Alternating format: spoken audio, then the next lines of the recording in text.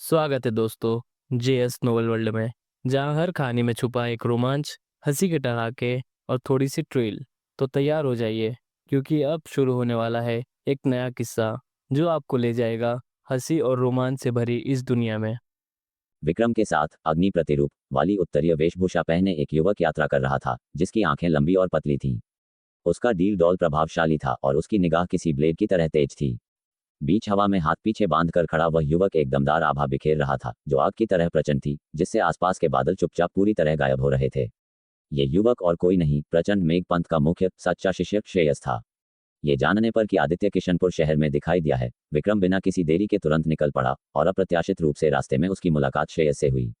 आमतौर पर देवताओं की तरह चमकदार आंखों वाले विक्रम का व्यवहार अब सम्मानजनक था और उसने पूछा, ज्येष्ठ भ्राता श्रेयस, मैंने अपने गुरु से सुना था कि आप सच्चा व्यक्ति मार्ग में प्रवेश करने के लिए एकांतवास में थे, आप यहाँ क्यों हैं? श्रेयस मुस्कुराया और बोला, मैं रक्त दानव के निशान खोज रहा हूँ। रक्त दानव? विक्रम ने कुछ सोचा और कहा, रक्त अपशिष्ट तत्व स्फटिक के लिए ज्येष्ठ भ्राता यहाँ है। बिल्कुल। श्रेयस लंबे समय से दिव्य स्तर की महान शक्ति था। मूल रूप से एकांतवास में साधना कर रहा था, लेकिन रक्त छाया पंथ के गढ़ पर हमले के दौरान एक रक्त दानव के प्रकट होने की अफवाहें सुनकर वह तुरंत उसे खोजने निकल पड़ा। सच्चा व्यक्ति मार्ग आत्मा और देह को एक करना, असत्य को सत्य में परिष्कृत करना। कुंजी सत्य शब्द में निहित है, जो किसी की आत्मिक शक्ति और संकल्प से कसकर जुड़ा हुआ है। जितनी मजबूत आत्मिक शक्ति होगी, सच्चा महंत बनने की उतनी ही अधिक आशा होगी। रक्त अपशिष्ट तत्व स्फटिक संकल्प को निखार सकता है और आत्मिक शक्ति बढ़ा सकता है। यह अनिवार्य रूप से सच्चा महंत बनने की राह में एक उपहार है। विक्रम ने 10 सितारा आत्मिक मार्शल शक्ति जागृत की थी और उसमें महान क्षमता थी। पंथ में उसका बहुत सम्मान था। श्रेयस इस सह शिष्य को मार्गदर्शन देने का इरादा रखता था और उसने विक्रम को समझाना जारी रखा, तुम्हें भी अपने दैनिक अभ्यास में इस पहलू पर ध्यान देना चाहिए। यदि तुम्हें कोई दिव्य सामग्री या पृथ्वी संबंधी खजाना मिलता है जो संकल्प को निखार सकता है और आत्मिक शक्ति को बढ़ा सकता है, तो उन्हें मत चुकाना। ये तय करेगा कि तुम भविष्य में कितनी दूर जा सकते हो। विक्रम ने सिर हिलाया, मार्गदर्शन के लिए धन्यवाद ज्येष्ठ भ्राता। श्रेयस ने अपनी निगाह सीधी की, किशनपुर शहर यहाँ से ज्यादा दूर नहीं है। मैंने सुना है कि तुम्हारा सूर्यवंशी पंथ के आदित्य के साथ वहां मृत्यु द्वंद्व का समझौता है। वास्तव में उस आदित्य ने हमारे प्रचंड मेघ पंथ को 3 पंथों की मार्शल कला प्रतियोगिता में पहला स्थान खोने का कारण बना, जो एक भारी क्षति थी। और अब उसने खुलेआम कनिष्ठ भ्राता अरुण को अपंग कर दिया है, जो चरम अहंकार दिखा रहा है। अगर हम उसे इसकी कीमत नहीं चुकाएंगे, तो दुनिया हमारे प्रचंड मेघ पंथ को कैसे देखेगी? विक्रम की आंखें बर्फीली ठंडी थीं। हा, खूब कहा, उसे वाकई में कीमत चुकानी चाहिए। श्रेयस ने सिर हिलाया और कहा, हालांकि ये व्यक्ति एक ही तलवार से अरुण को अपंग करने में कामयाब रहा, जो दर्शाता है कि वह कमजोर नहीं है। क्या तुम इस द्वंद्व के बारे में पूरी तरह आश्वस्त हो? कहीं गटर नाव को न पलट दे। विक्रम ने आत्मविश्वास से उत्तर दिया, निश्चित रहें ज्येष्ठ भ्राता। अरुण उस समय अत्यधिक लापरवाह था। उसने इस अप्रभावी आत्मिक शक्ति वाले व्यक्ति से 9% देर से चरण का तलवार आशय प्रोटोटाइप प्राप्त करने की उम्मीद नहीं की थी, इसीलिए वह झांसे में आ गया। एक निष्पक्ष मुकाबले में कनिष्ठ भ्राता अरुण शायद नहीं हारता। इसके अलावा मेरे तलवार आशय में हाल ही में और सुधार हुआ है, जो आधा कदम तलवार आशय के दायरे तक पहुंच गया है, जिससे तलवार आशय आधी सांस के समय तक बना रह सकता है। उसे मारना मेरे लिए हाथ मोड़ने जितना आसान होगा। जैसे ही उसने बोला, विक्रम ने हवा में 2 उंगलियों से इशारा किया। स्विश! एक तलवार की छाया, जो वास्तविक और भ्रामक दोनों थी, सामने के बादल को चीरती हुई गुजरी, तेज किनारों को उजागर किया, जिसने बादलों को पूरी तरह से अलग कर दिया। आधी सांस के बाद ही तलवार की छाया हवा के साथ विलीन हुई। ओह, तुमने तलवार आशय परिवर्तन में महारत हासिल करना शुरू कर दिया है। ऐसा लगता है कि तुम तलवार आशय स्तर के तलवारबाज बनने से बहुत दूर नहीं हो। श्रेयस की आंखें चमक उठी। उसने प्रशंसा में सिर हिलाया और कहा, तुम्हारी ताकत के साथ आधा कदम तलवार आशय के साथ मिलकर तुम जागृत नस दायरे के 3 पंथों पर हावी होने में सक्षम से कहीं अधिक हो। ये लड़ाई व्यवहारिक रूप से तय है।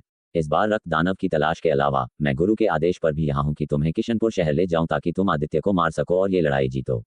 गुरु? विक्रम थोड़ा आश्चर्यचकित हुआ। रक्त छाया पंथ के गढ़ को घेरने वाली महान लड़ाई समाप्त होने के बाद वह प्रचंड मेघ पंथ वापस नहीं लौटा था। अप्रत्याशित रूप से ज्वाला महंत उपाधि को सचेत कर दिया था। श्रेयस ने कहा, शायद तुम्हें पता न हो, गुरु और सूर्यवंशी पंथ के सूर्यकांत देवर्षि कट्टर दुश्मन हैं। कई वर्षों से खुलेआम और गुप्त रूप से लड़ रहे हैं। 10 साल पहले गुरु के निर्देश पर मैंने सूर्यकांत के सीधे शिष्य के साथ जीवन मृत्यु का द्वंद्व लड़ा और व्यक्तिगत रूप से उसे मार डाला। अप्रत्याशित रूप से 10 साल बाद तुम इस आदित्य के सामने खड़े हो। मेरी जानकारी के अनुसार यह आदित्य सूर्यकांत का नया स्वीकार किया गया सीधा शिष्य है। ओह, क्या संयोग है! विक्रम ने अपनी आंखें सिकुड़ी, व्यंग्य किया, ऐसा लगता है कि उनकी वंशावली हमारे हाथों मरने के लिए ही बनी है। श्रेयस ने सिर हिलाया। ये लड़ाई न केवल तुम्हारी व्यक्तिगत जीत या हार की चिंता करती है, बल्कि गुरु और पंथ के सम्मान की भी।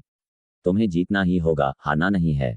विक्रम ने ठंडे लहजे में कहा। लाखों बार निश्चित रहें ज्येष्ठ भ्राता, मैं व्यक्तिगत रूप से आदित्य का सिर कलम करूंगा और दुनिया को दिखाऊंगा कि हमारे प्रचंड मेघ पंथ को नाराज करने का क्या परिणाम होता है। यह अच्छा है, चलो चलें और आज ही इसे सुझाने का प्रयास करें। श्रेयस ने अपनी गति तेज की। स्विश, अग्नि प्रकाश शून्य में चमका और जब दोनों आकृतियां फिर से प्रकट हुईं, तो वे पहले ही 10 मील दूर थीं। वनराज भोजनालय प्रदर्शन समाप्ति के करीब था। यक्षा ने अचानक आदित्य से फुसफुसाते हुए कहा, आदित्य, लक्षित से सावधान रहना, वह पहले से ही तुम्हें देख रहा है, जाहिर तौर पर दुर्भावना पाले हुए है। जयदेव ने भी गंभीरता से सिर हिलाया। लक्षित अहंकारी और घमंडी है। आज तुम्हारे हाथों इतनी बुरी तरह हारना उसके लिए एक अमिट अपमान है। क्षेत्र सूची में 41वें स्थान पर उसकी युद्ध शक्ति किसी भी तरह से सरल नहीं है। ये सुनकर आदित्य ने अपनी निगाह बदली और लक्षित की आंखों से मिला, जो विषाक्त प्रतिशोध से भरी हुई थीं। जैसे ही उनकी आंखें टकराईं, ऐसा लगा जैसे शून्य में चिंगारियां उड़ रही हों। आदित्य ने उदासीनता से अपनी निगाह हटा ली। उसने स्वाभाविक रूप से क्षेत्र सूची के प्रतिभाशाली व्यक्ति की ताकत पर संदेह नहीं किया, लेकिन पिछले पखवाड़े में उसकी ताकत में भी गुणात्मक परिवर्तन आया था। आज की तारीख में केवल क्षेत्र सूची के शीर्ष 10 नहीं, केवल शीर्ष 3 ही उसकी रुचि को जगा सकते थे। क्षेत्र सूची में 41वें स्थान पर लक्षित स्पष्ट रूप से उनमें से नहीं था। आदित्य को इतना शांत देखकर जयदेव कुछ आश्चर्यचकित हुआ और उसके मन में एक विचार आया। ये संभव नहीं हो सकता। उसकी निगाह आदित्य और लक्षित के बीच घूमी। जयदेव ने धीरे से सिर हिलाया, उस पागल विचार को खारिज कर दिया जो अचानक उसके मन में आया था। पहले के तलवार आशय द्वंद्व में हालांकि आदित्य का पलड़ा भारी था, तलवार आशय किसी तलवारबाज की वास्तविक युद्ध शक्ति का प्रतिनिधित्व नहीं करता है। इसके अलावा आदित्य ने अपने तलवार आशय के अचानक विस्फोट के लिए एक गुप्त तकनीक पर भरोसा किया, इसलिए उसकी सहनशक्ति संदेहास्पद थी। क्षेत्र सूची में 41वें स्थान पर लक्षित एक ठोस रिकॉर्ड का प्रतिनिधित्व करता था, जो दर्शाता है कि उसकी समग्र विशेषताएं जागृत नस दायरे के विशेषज्ञों के बीच शीर्ष स्तर तक पहुंच गई थीं। उसकी तुलना में आदित्य की नींव बहुत उथली थी और उसकी साधना जागृत नस दायरे के 9वें चरण के अंतिम चरण में ही थी। अगर वे लड़ते तो उसे निश्चित रूप से मेल खाना मुश्किल लगता, अन्यथा ये बहुत आश्चर्यजनक होगा और काफी असंभावित। इसे ध्यान में रखते हुए जयदेव ने एक बार फिर आदित्य की ओर देखा। इस क्षण प्रदर्शन समाप्त हुआ और राजकुमारी याओगुआंग ने एक चमकीली मुस्कान के साथ कहा, सब लोग, हम अकेले नहीं हैं जो रक्त दानव में रुचि रखते हैं। समय सार है, इसलिए आइए हम अपनी अगली योजना पर चर्चा करें और रक्त दानव को जल्दी खोजने का प्रयास करें। उसने धीरे से बात की। उसकी आवाज एक कोमल वसंत हवा की तरह थी जो आंगन में बह रही थी। उसके अत्यंत सुंदर चेहरे पर कोई लहर नहीं थी, जैसे कुछ हुआ ही ना हो। आदित्य खड़ा हुआ, झुककर अभिवादन किया और बोला, राजकुमारी याओगुआंग, चूंकि यह सभा रक्त दानव को मारने के लिए है, मेरी ताकत बहुत कम है, इसलिए मैं भाग नहीं लूंगा। आदित्य को वास्तव में इस सभा में कोई विशेष रुचि नहीं थी। वह केवल दूसरों के उत्साह को कम नहीं करना चाहता था, इसलिए वह साथ आया था। जहां तक रक्त अपशिष्ट तत्व स्फटिक की बात है, वह इतना आत्म जागरूक था कि जानता था कि अपनी वर्तमान ताकत के साथ इसके लिए कोई घमंडी इच्छाएं रखना निस्संदेह आत्मघाती कार्रवाई होगी। अगर लक्षित के पहले के अप्रिय शब्दों के लिए नहीं होता, तो वह बहुत पहले उठकर चला गया होता। दूसरे पक्ष के साथ उलझने में अनिच्छुक था। बोलते समय बाधित होने पर राजकुमारी याओगुआंग ने आदित्य की ओर देखा। उसकी आंखों में अधीरता का एक संकेत था, लेकिन ये जल्द ही शांति में स्थिर हो गया, फिर से आध्यात्मिक और तेजस्वी, उत्कृष्ट और सुंदर हो गया, क्योंकि उसने मुस्कुराते हुए कहा, चूंकि श्री आदित्य रुचि नहीं रखते हैं, तो मैं आपको नहीं रोकूंगी। याओगुआंग आपको वापस नहीं रखेगी। विदा। आदित्य मुड़ा और जाने की तैयारी की। विशाल ने कुछ नहीं कहा, खड़ा हुआ और आश्चर्यचकित निगाहों की अनदेखी करते हुए आदित्य के पीछे मंडप से बाहर निकल गया। यक्षा ने भी धीरे से जयदेव की आस्तीन खींची। उसके विचारों को समझते हुए जयदेव थोड़ा असहाय होकर थोड़ी देर सोचा, फिर खड़ा हुआ और बोला, राजकुमारी याओगुआंग, रक्त दानव की जानकारी के बारे में मैं वर्तमान में बस वही जानता हूं जो मैंने साझा किया है। अगर मुझे कोई और खबर मिली तो मैं आपको सूचित करूंगा। अब के लिए विदा। जयदेव और अन्य को आदित्य के पीछे जाने का इरादा देखते हुए राजकुमारी याओगुआंग की अभिव्यक्ति थोड़ी बदल गई। उसकी आंखों में बिजली के झटके चमकने लगे। छोटी उम्र से वह जो कुछ भी करना चाहती थी, वह हमेशा सफल रहा था। कोई भी उसे नाराज करने की हिम्मत नहीं करता था। लेकिन आज एकमात्र आदित्य ने उसकी सावधानीपूर्वक नियोजित सभा को बाधित कर दिया। इस बिंदु पर जीले पंथ के 2 शिष्य बाईं ओर के दूसरे मंडप से शालीनता से खड़े हुए। राजकुमारी याओगुआंग, हम भी पहले विदा लेंगे। पवित्र कलाकृतियों को खोजने का मामला बहुत महत्वपूर्ण था और यहाँ तक कि सबसे पतले मौके को भी नहीं छोड़ा जा सकता था। उन्होंने आदित्य को और अधिक अवलोकन करने के लिए इस अवसर का लाभ उठाने का इरादा किया। क्या तुम सब भी जा रहे हो? राजकुमारी याओगुआंग की अभिव्यक्ति अब शांत नहीं रह सकी। उसकी आंखों में बिजली का रंग शानदार ढंग से चमकने लगा। आदित्य काफी आश्चर्यचकित था। उसने उम्मीद नहीं की थी कि उसके जाने से ऐसी हलचल मचेगी। निस्संदेह उच्च और शक्तिशाली राजकुमारी याओगुआंग को नाराज करना हालांकि उसने ज्यादा परवाह नहीं की, इसके बजाय अपनी गति तेज कर दी, केवल इन परेशानियों से जल्द छुटकारा पाना चाहता था। आदित्य, बाहर निकलो। उसी क्षण हवा अचानक हिल गई और शत्रुता से भरी एक आवाज दूर से गूंज उठी, बिजली की तरह जोरदार, पूरे किशनपुर शहर में गूंजती हुई। विक्रम। आदित्य ने तुरंत अपनी आंखें सिकोड़ लीं। तुम काफी तेज आ गए हो। सहमत द्वंद्व के लिए अभी भी 2 दिन बाकी थे। आदित्य को उम्मीद नहीं थी कि विक्रम जल्दी आ जाएगा। हालांकि यह एक अच्छी बात थी, क्योंकि आदित्य मामले को जल्दी सुलझा सकता था। सांस छोड़ते हुए आदित्य सीधे आंगन के द्वार से बाहर निकल गया। जयदेव और अन्य करीब से पीछे लग गए। आंगन में कई लोग आश्चर्यचकित दिख रहे थे, स्पष्ट रूप से अनजान थे कि क्या हो रहा था। राजकुमारी याओगुआंग भी इसी तरह हैरान थी। वह भी अभी किशनपुर शहर पहुंची थी और तुरंत सभा में आ गई थी। एक हट्टा कट्टा युवक, जिसे अंदर की कहानी पता थी, आदित्य के जाते हुए पीठ को देखकर हंसा। लगता है एक अच्छा तमाशा होने वाला है। राजकुमारी याओगुआंग की सुंदर आंखें घूम गईं, क्योंकि उसने पूछा, क्या हो रहा है? हटे कट्टे युवक ने उत्तर दिया, जब मैं किशनपुर शहर आया तो मैंने सुना कि विशाल देव साम्राज्य के सूर्यवंशी पंथ के शीर्ष 10 आंतरिक पंथ के शिष्य और प्रचंड मेघ पंथ के पहले आंतरिक पंथ के शिष्य विक्रम किशनपुर शहर में एक मृत्यु मैच करेंगे। द्वंद्व मूल रूप से 2 दिन बाद के लिए निर्धारित था, लेकिन चूंकि मुख्य लोग यहाँ हैं, ऐसा लगता है कि आज ही आमना सामना है। मैंने भी इसके बारे में सुना है। वह विक्रम लगभग क्षेत्र सूची में पहुंच गया था। मैंने शुरू में सोचा था कि आदित्य विक्रम का सामना करते समय निस्संदेह मर जाएगा। मुझे उम्मीद नहीं थी कि उसका तलवार आशय इतना मजबूत होगा। अब लगता है कि परिणाम अनिश्चित है। जरूरी नहीं, तलवार आशय किसी तलवारबाज की वास्तविक युद्ध शक्ति का प्रतिनिधित्व नहीं करता है। आदित्य केवल जागृत नस दायरे के 9वें चरण के अंतिम चरण में है, और कहा जाता है कि उसने एक अप्रभावी आत्मिक शक्ति जागृत की है। उसके लिए क्षेत्र सूची पर असर डालने की ताकत होना असंभव है। जैसे ही खबर फैली, पूरा आंगन चर्चाओं से भर गया। जीवन मृत्यु के द्वंद्व का मामला स्वाभाविक रूप से सभी को मनोरंजक लगा, और आदित्य के पिछले प्रदर्शन ने सफलतापूर्वक उनकी रुचि को जगाया था, जिससे वे जाने और देखने के लिए उत्सुक थे। हालांकि उन्होंने राजकुमारी याओगुआंग के सम्मान के कारण खुद को रोके रखा। यह आदित्य वास्तव में अहंकारी है। विक्रम के साथ जीवन मृत्यु का द्वंद्व करने की हिम्मत कर रहा है। लक्षित की आंखें दुर्भावना और विष से भरी थीं। उसने सिर उठाया और राजकुमारी याओगुआंग से कहा, ज्येष्ठ बहन, चलो हम भी जाकर देखते हैं। मैं अपनी आंखों से देखना चाहता हूं कि आदित्य कैसे मरता है। विक्रम लगभग क्षेत्र सूची में पहुंच गया था। एक क्षेत्र सूची विशेषज्ञ के रूप में लक्षित इस उपलब्धि के मूल्य को गहराई से समझता था। किसी और बात की नहीं, विक्रम की ताकत निश्चित रूप से विशाल देव साम्राज्य के जागृत नस दायरे पर हावी होने के लिए पर्याप्त है। जब तक विशाल देव साम्राज्य से कोई ऐसा नहीं है जो जागृत नस दायरे की क्षेत्र सूची में जगह बना सके। जैसा कि लक्षित जानता था, ऐसा कोई व्यक्ति नहीं है, और निश्चित रूप से आदित्य नहीं है। इस बिंदु पर सभा स्पष्ट रूप से जारी नहीं रह सकती थी। राजकुमारी याओगुआंग की आंखें बिजली से चमकी और वह खड़ी हुई, मुस्कुराते हुए, चूंकि हर कोई इच्छुक है, चलो हम भी जाकर देखते हैं। जैसे ही उसने बोला, राजकुमारी याओगुआंग सबसे पहले उठी और आंगन से बाहर निकल गई। जीले पंथ की 2 महिला शिष्य शालीनता से पीछे लग गईं। उनकी आकृतियां आकर्षक और मनोहारी थीं। युक्ति ने धीमी आवाज में बड़बड़ाया, ये छोटा लड़का वास्तव में परेशानी पैदा करना जानता है। पहले ये लक्षित था, और अब वह किसी और के साथ जीवन मृत्यु का द्वंद्व चाहता है। सफेद कपड़ों वाली स्वेच्छा ने धीरे से कहा, यह देखने का एक अच्छा अवसर है कि वह किस चीज से बना है। युक्ति ने धीरे से स्वेच्छा की नाजुक हथेली को रगड़ा और खिलखिलाकर हंसी। मुझे चिंता है कि वह यहाँ अपनी जान गंवा देगा। अगर ऐसा हुआ तो हम पवित्र कलाकृति खोजने की कुछ उम्मीद खो देंगे।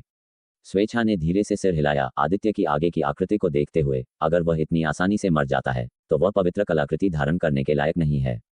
समूह धीरे धीरे आगे बढ़ा, लेकिन उनकी गति धीमी नहीं थी। सीधे दक्षिण की ओर जा रहे थे, जहां से पहले आवाज आई थी। किशनपुर शहर का दक्षिण द्वार। ये जगह अब लोगों का सागर थी। घनी भीड़ थी और लोग लगातार सभी दिशाओं से आ रहे थे। जल्दी करो, आदित्य विक्रम के साथ जीवन मृत्यु का द्वंद्व करने जा रहा है। तुत वे वास्तव में आज आमने सामने हैं। अच्छा हुआ कि मैं जल्दी किशनपुर शहर आ गया। हाँ, ये लड़ाई निस्संदेह हमारे विशाल देव साम्राज्य की युवा पीढ़ी का चरम द्वंद्व है। अगर तुम इस बार चूक गए तो तुम अपने जीवन में दूसरा नहीं देखोगे। हर कोई उत्साहित था। देश भर के विभिन्न बलों से आया था। सभी विशेष रूप से आदित्य और विक्रम के बीच जीवन मृत्यु की लड़ाई के लिए यहाँ थे। आदित्य, एक अज्ञात लड़का जिसने एक अप्रभावी आत्मिक शक्ति जागृत की, ने 3 पंथों की मार्शल कला प्रतियोगिता में सभी को चकित कर दिया। पिछले 1 साल में उसके बारे में अनगिनत आश्चर्यजनक अफवाहें बिना रुके घूम रही थीं, और अरुण को हराने का मतलब था कि वह 3 पंथों के आंतरिक पंथ के शिखर पर पहुंच गया था। उसका उदय लगभग एक चमत्कार की तरह था। हाल के वर्षों में 3 महान पंथों का सबसे बड़ा काला घोड़ा और सबसे आश्चर्यजनक नई प्रतिभा। जहां तक विक्रम की बात है, जिसने 10 सितारा आत्मिक मार्शल शक्ति जागृत की और लगभग क्षेत्र सूची में जगह बना ली, उसे 3 पंथों के आंतरिक पंथ के अपराजय राजा के रूप में मान्यता प्राप्त है। एक अप्रभावी आत्मिक शक्ति के साथ, दूसरा आत्मिक मार्शल शक्ति के साथ। एक उगता सितारा, दूसरा अजय राजा। एक सूर्यवंशी पंथ का शिष्य, दूसरा प्रचंड मेघ पंथ का शिष्य। दोनों के बीच जीवन मृत्यु का द्वंद्व लोगों को आग से मिलने वाली बिजली की तरह झकझोर रहा था। दक्षिण द्वार के बाहर श्रेयस और विक्रम हवा में ऊंचे खड़े थे, अग्नि बादल की लहरों से घिरे हुए थे, एक हावी उपस्थिति बिखेर रहे थे जिसने दूसरों को झुकने की इच्छा से अभिभूत कर दिया।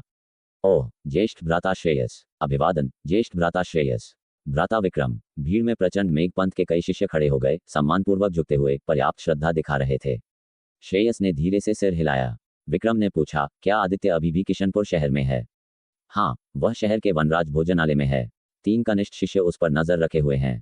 इस बार उसके पास कोई पलायन नहीं है। प्रचंड मेघपंथ के इन शिष्यों ने लंबे समय से आदित्य के ठिकाने की पूरी तरह से जांच कर ली थी। हालांकि उनके पास वनराज भोजनालय में प्रवेश करने का कोई अधिकार नहीं था, इसलिए वे केवल लोगों को बाहर नजर रखने के लिए रख सकते थे। विक्रम के चेहरे पर मुस्कान आई। तुमने अच्छा किया है। प्रचंड मेघपंथ के एक शिष्य ने दांत पीसे और कहा, भ्राता विक्रम, आदित्य ने किशनपुर शहर आते ही लोगों पर हमला करना शुरू कर दिया था। भ्राता चंदन ने आपका नाम इस्तेमाल करने की कोशिश की, लेकिन आदित्य ने कोई ध्यान नहीं दिया और फिर भी भ्राता चंदन और अन्य को बुरी तरह घायल कर दिया। वह आपका नहीं, हमारे प्रचंड मेघपंथ का सम्मान नहीं करता है। कृपया भ्राता चंदन और अन्य का बदला लें। ये सही है, वह लड़का बहुत अहंकारी है। प्रचंड मेघपंथ के शिष्यों का एक समूह आक्रोशित था। इस मामले के कारण उन्हें पिछले 2 दिनों से किशनपुर शहर में अपनी पूंछ पैरों के बीच दबानी पड़ी थी। उन्हें अत्यधिक चोट लगी थी। वे हमेशा सूर्यवंशी पंथ के शिष्यों को धमकाते थे और शायद ही कभी ऐसा नुकसान झेलते थे। विक्रम की आंखों में ठंडक चमकी, फिर वह मुस्कुराया और सपाट रूप से कहा, चिंता मत करो, चूंकि मैं यहाँ हूँ, उसका अहंकार यहीं समाप्त होता है। किशनपुर शहर उसका कब्रिस्तान होगा। महान भ्राता विक्रम शक्तिशाली हैं। प्रचंड मेघपंथ के सभी शिष्य उत्साहित और रोमांचित थे। विक्रम ने अपनी निगाह उठाई और किशनपुर शहर की ओर देखा। भीड़ चुपचाप इंतजार कर रही थी और अन्यथा हलचल वाला दक्षिण द्वार अब डरावनी तरह से शांत था। एक पल के बाद ये देखकर कि आदित्य अभी तक प्रकट नहीं हुआ था, प्रचंड मेघपंथ का एक शिष्य मदद नहीं कर सका, लेकिन बोला, वह बाहर क्यों नहीं आ रहा है? क्या वह जानता है कि वह भ्राता विक्रम का मुकाबला नहीं कर सकता है और बाहर आने और उसका सामना करने से डरता है? कछुआ बनकर सिर छिपाना चाहता है, शहर में रहकर। इस बिंदु पर उसके पास कोई विकल्प नहीं है। इतने सारे गवाह, अगर वह बाहर नहीं आता है तो वह अपार चेहरा खो देगा, अब से अपना सिर ऊपर उठाने में असमर्थ होगा। पूरा सूर्यवंशी पंथ उसके कारण शर्मसार हो जाएगा, एक हंसी का पात्र बन जाएगा। वास्तव में लेकिन छिपना मदद नहीं करेगा, वह आज मर जाएगा। प्रचंड मेघपंथ के शिष्यों का एक समूह डींगे मार रहा था, आदित्य का बिना किसी संयम के मजाक उड़ा रहा था। तुम बहुत दूर जा रहे हो, एक डांट सुनाई दी और सूर्यवंशी पंथ के 3 शिष्य जिन्हें आदित्य ने पहले बचाया था, आगे बढ़े। थोड़ा वीरतापूर्ण दिखने वाले ने गुस्से में मजाक उड़ाने वाले प्रचंड मेघपंथ के शिष्यों से कहा, दूसरों के पीछे बदनामी करना वह किस तरह का कौशल है? क्या तुम्हें शर्म महसूस नहीं होती? बदनामी। सूर्यवंशी पंथ के एक शिष्य को आगे बढ़ते हुए देखकर प्रचंड मेघपंथ के एक आंतरिक पंथ के शिष्य ने ठंडे लहजे में खिलखिलाया और कहा, वह खुद अपने खोल में छिपने वाले कछुए की तरह काम करता है। हम केवल सच कह रहे हैं, ये बदनामी कैसे है? अपनी निगाह चारों ओर घुमाते हुए इस प्रचंड मेघपंथ के आंतरिक पंथ के शिष्य ने देखा कि भीड़ में सूर्यवंशी पंथ के काफी आंतरिक पंथ के शिष्य थे, फिर भी किसी ने आगे बढ़ने की हिम्मत नहीं की और उसने तुरंत तिरस्कार दिखाया। ईमानदारी से कहूं तो तुम सूर्यवंशी पंथ के शिष्य उस आदित्य की तरह ही हो, तुम सब केवल सिर छिपाने वाले काय हो। ये सुनकर उन सूर्यवंशी पंथ के शिष्यों के चेहरे अचानक बदसूरत हो गए। फिर भी स्थिति भारी थी, क्योंकि इस लड़ाई में बहुत कम लोग उनके पक्ष में थे। द्वंद्व देखने और समर्थन देने आए सूर्यवंशी पंथ के शिष्यों की संख्या प्रचंड मेघपंथ की तुलना में बहुत कम और कमजोर थी। अब आगे बढ़ने से उन्हें केवल अपमान मिलेगा। कुछ सूर्यवंशी पंथ के शिष्य अपने दिलों में आदित्य को दोष देने से खुद को रोक नहीं पाए, ये सवाल करते हुए कि उसने विक्रम को चुनौती देकर खुद को अधिक क्यों आंका, केवल उन सभी को अपमानित करने के लिए। हे, हमारे सूर्यवंशी पंथ के शिष्य काय हैं? क्या साहसी शब्द हैं? मेरे एक घूंसे को प्राप्त करने की कोशिश करो। अचानक एक ठंडी हंसी गूंज उठी। एक हट्टा कट्टा आकृति अचानक भीड़ से बाहर निकली। एक पर्वत जैसी प्रभावशाली आभा फैल गई। तेज और भयंकर, स्पष्टीकरण के लिए कोई जगह नहीं छोड़ते हुए सीधे बोलने वाले प्रचंड मेघपंथ के शिष्य की ओर एक घूंसा मारा। बूम, मोटी सार ऊर्जा एक विशाल पर्वत में बदल गई, जो बाहर निकली। पफ्ट। ये प्रचंड मेघपंथ का शिष्य कमजोर नहीं था, जो जागृत नस दायरे के 8वें चरण के शुरुआती चरण का विशेषज्ञ था। लेकिन पर्वत मुट्ठी शक्ति के सामने उसके पास कोई प्रतिरोध नहीं था, बस मुट्ठी की गति ने उसे सदमे और डर में खून थूकने पर मजबूर कर दिया। तोड़ो। विक्रम ने आंखें सिकोड़ी, अपनी उंगलियों से हवा में इशारा किया और एक तेज आंख को पकड़ने वाली अग्नि प्रकाश तलवार की हुई आकाश को चीरती हुई गुजरी, पर्वत मुट्ठी शक्ति को छेदती और फाड़ती हुई, जमीन पर एक विशाल तलवार का निशान उकेरती हुई। बाम। प्रचंड मेघपंथ के शिष्य ने खून थूका और एक बार फिर पीछे हट गया। उसका चेहरा पीला पड़ गया। एक और शब्द कहने की हिम्मत नहीं हुई, जैसे कि वह अभी अभी भूत द्वार से गुजरा हो। Swish swish swish swish. कई आकृतियां तेजी से भीड़ से बाहर निकली, हटे कट्टे आकृति के बगल में उतरी। वे सभी सूर्यवंशी पंथ के आंतरिक पंथ के शिष्य थे, उनमें ऋतिका भी शामिल थी। विक्रम ने अवज्ञापूर्वक हटे कट्टे आकृति को देखा, तलवार की तरह तेज। जयदेव, क्या तुम भी मुझसे लड़ना चाहते हो? हट्टा कट्टा आकृति और कोई नहीं, सूर्यवंशी पंथ का आंतरिक पंथ का ज्येष्ठ शिष्य जयदेव था। उसके चेहरे पर शांत अभिव्यक्ति थी, लेकिन उसका दिल माप से परे हैरान था। विक्रम की ताकत रक्त छाया पंथ के गढ़ के खिलाफ अभियान के दौरान की तुलना में और भी जबरदस्त हो गई थी। उसके तलवार के एक यादृच्छिक वार ने जयदेव के खून को उबाल दिया था। वूश! अपनी अशांत भावना को शांत करने के लिए गहरी सांस लेते हुए जयदेव की सार ऊर्जा उसके चारों ओर उमड़ पड़ी, एक पहाड़ की तरह मजबूत। वह जोर से हंसा। अगर मैं लड़ता हूं तो क्या? सूर्यवंशी पंथ आंतरिक पंथ के प्रमुख शिष्य के रूप में अगर विक्रम के शब्द उसे बिना लड़ाई के रोक सकते थे, तो ये शर्मनाक, यहाँ तक कि हास्यास्पद होगा। ओह! जयदेव विक्रम से लड़ना चाहता है। जयदेव मुकाबला नहीं है ना? उसकी ताकत छायादेवी पंथ की युक्ति से भी थोड़ी कमजोर है। वह हालिया आदान प्रदान में स्पष्ट रूप से पीछे रह गया। हालांकि दोनों आंतरिक पंथ के ज्येष्ठ शिष्य हैं, जयदेव हर पहलू में विक्रम से पीछे है। यह साबित करता है कि सूर्यवंशी पंथ प्रचंड मेघ पंथ की तुलना में समग्र रूप से बहुत कमजोर है। युवा पीढ़ी के बीच कोई भी गढ़ नहीं संभाल सकता है। इसमें कोई आश्चर्य नहीं कि वे इतने सालों से प्रचंड मेघ पंथ द्वारा दबाए गए हैं। क्या सूर्यवंशी पंथ के पास वह आदित्य नहीं है? क्या तुम्हें सच में लगता है कि आदित्य विक्रम का मुकाबला कर सकता है? अगर ऐसा होता तो क्या वह अब तक क्षेत्र सूची में नहीं पहुंच गया होता? दो प्रमुख आंतरिक पंथ के ज्येष्ठ शिष्यों के बीच टकराव ने तुरंत सभी का ध्यान खींचा। विक्रम ने जयदेव को घूर कर देखा, सिर हिलाया और स्पष्ट रूप से कहा, तुम मेरे प्रतिद्वंद्वी नहीं हो। अगर तुम सच में लड़ना चाहते हो तो मेरे आदित्य से निपटने तक इंतजार करो, इससे पहले कि मैं तुम्हारे साथ खेलूं। इतना तुच्छ माने जाने पर जयदेव का चेहरा तुरंत थोड़ा खट्टा हो गया। लेकिन ताकत बड़बोले शब्दों की नींव है, इसलिए भले ही वह गलत महसूस करता हो, वह मदद नहीं कर सकता है। अपने निराशा में उबलते हुए उसके भीतर आशा की एक झलक उठी। उम्मीद है कि आदित्य बाहर आ सकता है और विक्रम को हरा सकता है, ज्वार को मोड़ने के लिए। यह विचार केवल झलक भर गया। जयदेव के विचार में यह एक बहुत पतली मौका था। रक्षाया पंथगढ़ अभियान के दौरान आदित्य ने अभी अभी जागृत नस दायरे के 9वें चरण में प्रवेश किया था। हालांकि उसने एक शक्तिशाली 9% तलवार आशय प्रोटोटाइप समझा था, विक्रम भी एक अर्ध तलवार आशय तलवारबाज था। फायदा हासिल करना मुश्किल होगा। तलवार आशय को अपने सबसे मजबूत तुरुप के रूप में खोए बिना आदित्य विक्रम का सामना कैसे कर सकता था? वस्तुतः कोई आशा नहीं है। विक्रम, तुम्हें लगता है कि तुम मुझसे निपट सकते हो, लेकिन मुझे डर है कि तुम्हारे पास वह क्षमता नहीं है। इस क्षण शहर के गेट की दिशा से एक स्पष्ट आवाज गूंज उठी। आवाज में एक तीखेपन था जो विक्रम की ओर फैल गया, जिससे हवा पानी की तरह लहरदार हो गई। विक्रम की पुतलियां सिकुड़ गईं, उसकी निगाह शहर के गेट की दिशा में चली गई, तलवार की तरह तेज। आदित्य आ गया है। शहर के गेट पर नीले रंग में लिपटे अपनी कमर पर एक खजाना तलवार के साथ आदित्य कदम दर कदम चला। उसकी आक्रामक तलवार गति ने आसपास की भीड़ को चिंता में अपना थूक निगलने पर मजबूर कर दिया, सहज रूप से रास्ता बनाते हुए। आदित्य सीधे जयदेव के किनारे चला गया। आदित्य, इस कनिष्ठ शिष्य को देखकर जिसे उसने कभी तुच्छ माना था, जयदेव की आंखें तेज चमक उठी। किसी कारण से, बस आदित्य के प्रकट होने से उसका दिल अकारण हल्का हो गया। अब विक्रम की आभा से दबा नहीं रहा। ज्येष्ठ भ्राता आदित्य, ऋतिका और अन्य सूर्यवंशी पंथ के शिष्य भी चारों ओर इकट्ठा हो गए।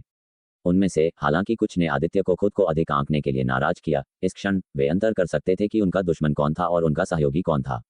आदित्य ने सिर हिलाया, उसकी निगाह चारों ओर घूमी। काफी परिचित थे। सूर्यवंशी पंथ से जयदेव और ऋतिका के अलावा छायादेवी पंथ से युक्ति और यान किंगशूंग जैसे परिचित शिष्य भी थे। युक्ति और यान किंगशूंग ने चिंतित आंखों से आदित्य को देखा। वे जानते थे कि आदित्य अविश्वसनीय रूप से शक्तिशाली था, जिसे केवल उसकी साधना से नहीं आंका जाना चाहिए। लेकिन यह एक जीवन मृत्यु का द्वंद्व था, और प्रतिद्वंद्वी कोई और नहीं बल्कि 3 पंथों का आंतरिक पंथ सम्राट विक्रम था। आदित्य, तुम आखिरकार बाहर आ गए। मुझे लगा कि तुम इस किशनपुर शहर में जीवन भर छिपकर रहने वाले हो। विक्रम की मजाकिया आवाज गूंज उठी। आदित्य ने अपनी निगाह विक्रम की ओर की, स्पष्ट रूप से बोला, मुझे छिपने की क्या जरूरत है? मुझे बस उम्मीद नहीं थी कि तुम जल्दी आ जाओगे। हाँ, विक्रम ने मान लिया कि आदित्य समय खरीदने का इरादा रखता है, उपहास किया और कहा, अगर तुम डरे हुए हो तो मैं तुम्हें 2 और दिन जीने दे सकता हूँ। अगर वह तुम्हें अनुकूल लगे तो हम 2 दिन बाद भी लड़ सकते हैं। आदित्य ने धीरे से सिर हिलाया, इसकी कोई जरूरत नहीं है, इसे आज ही समाप्त करते हैं। विक्रम ने एक भौं उठाई, महसूस किया कि आदित्य की गति रक्षाया पंथगढ़ अभियान के दौरान की तुलना में बहुत मजबूत थी। करीब से अवलोकन करने के बाद उसने आश्चर्य में टिप्पणी की, जागृत नस दायरे का 9वां चरण का अंतिम चरण। जागृत नस दायरे का 9वां चरण का अंतिम चरण। ये सुनकर जयदेव और युक्ति, जो आदित्य की ताकत से परिचित थे, सदमे की अभिव्यक्तियां पहने हुए थे। रक्षाया पंथ अभियान के दौरान आदित्य केवल जागृत नस दायरे के 9वें चरण के शुरुआती चरण में था। क्या वह सिर्फ 10 दिनों में 2 छोटे दायरे में प्रवेश कर गया था? आदित्य ने शुरू किया, अगर यह आधे महीने पहले होता तो तुमसे लड़ना इतना सीधा नहीं होता। दुर्भाग्य से तुम अवसर को जब्त करने में विफल रहे। हा, क्या अहंकार है? विक्रम ने तिरस्कार से हंसा, गर्व से कहा, क्या तुम्हें लगता है कि सिर्फ इसलिए कि तुम्हारी ताकत आगे बढ़ी है तुम मुझसे प्रतिस्पर्धा कर सकते हो? आखिरकार उसने आधा कदम तलवार आशय महसूस कर लिया था, जिसकी तुलना में केवल 1-2 दायरे की उन्नति नगण्य थी। उदासीनता से आदित्य ने कहा, हम देखेंगे कि मैं कर सकता हूं या नहीं कर सकता हूं। हम तो देखते हैं। लड़ने की भावना से बादलों से घिरा विक्रम ने चारों ओर देखा और कहा, ये जगह बहुत तंग है, मेरे साथ आओ। अपने शरीर के एक झटका के साथ विक्रम शहर के बाहर ऊंचे आसमान की ओर उड़ गया। बिना डर के आदित्य करीब से पीछे लगा। जल्दी करो, उनका पीछा करो। जैसे ही आदित्य और विक्रम चले गए, हर कोई तुरंत उनके पीछे हो लिया। चैतन्य शिरा क्षेत्र के शक्तिशाली व्यक्तियों ने हवा में उड़ने के लिए अपनी तकनीकों का इस्तेमाल किया। जो लोग इस क्षेत्र तक नहीं पहुंचे थे, उनमें से कुछ ने उड़ने वाले खजाने निकाले, जबकि कई अन्य एक अच्छी जगह पाने की उम्मीद में पागलों की तरह दौड़ पड़े। पंकज ने गंभीर स्वर में कहा, पिछली बार जब हमने उसे देखा था, तब से अब तक केवल 1 दर्जन दिन ही हुए हैं, और विक्रम की शक्ति एक बार फिर सुधर गई है। उसका खड्ग भाव उन्नत हुआ प्रतीत होता है। शायद ये पहले ही अर्धचरणीय खड्ग भाव के क्षेत्र तक पहुंच चुका है। अर्धचरणीय खड्ग भाव। रितिका चौंक उठी, फिर कृतज्ञतापूर्वक बोली, आदित्य ने भी काफी प्रगति की है, उसका अभ्यास 2 छोटे क्षेत्रों में बढ़ गया है। सौभाग्य से। पंकज ने हल्के से सिर हिलाया, इतने कम समय में 2 छोटे क्षेत्रों को पार करना वाकई सराहनीय है, लेकिन उसका अभ्यास अभी भी विक्रम से काफी कम है। दोनों खड्गबाज हैं। अगर विक्रम का खड्ग भाव सचमुच अर्धचरणीय खड्ग भाव के स्तर तक पहुंच गया है, तो आदित्य का खड्ग भाव निश्चित रूप से दब जाएगा। स्थिति आशावादी नहीं है। देखते हैं क्या होता है। आदित्य लापरवाह व्यक्ति नहीं है। जब उसने चुनौती स्वीकार करने की हिम्मत की है, तो उसमें कुछ आत्मविश्वास जरूर होगा। रितिका अधिक आशावादी थी। ऐसी ही उम्मीद है। पंकज ने सिर हिलाया। दोनों सूर्यवंशी पंथ के शिष्यों के एक समूह का नेतृत्व करते हुए युद्ध के मैदान की ओर बढ़े। युक्ति, शुचि और छायादेवी पंथ के अन्य शिष्य विशाल और अन्य लोगों के साथ शामिल हो गए।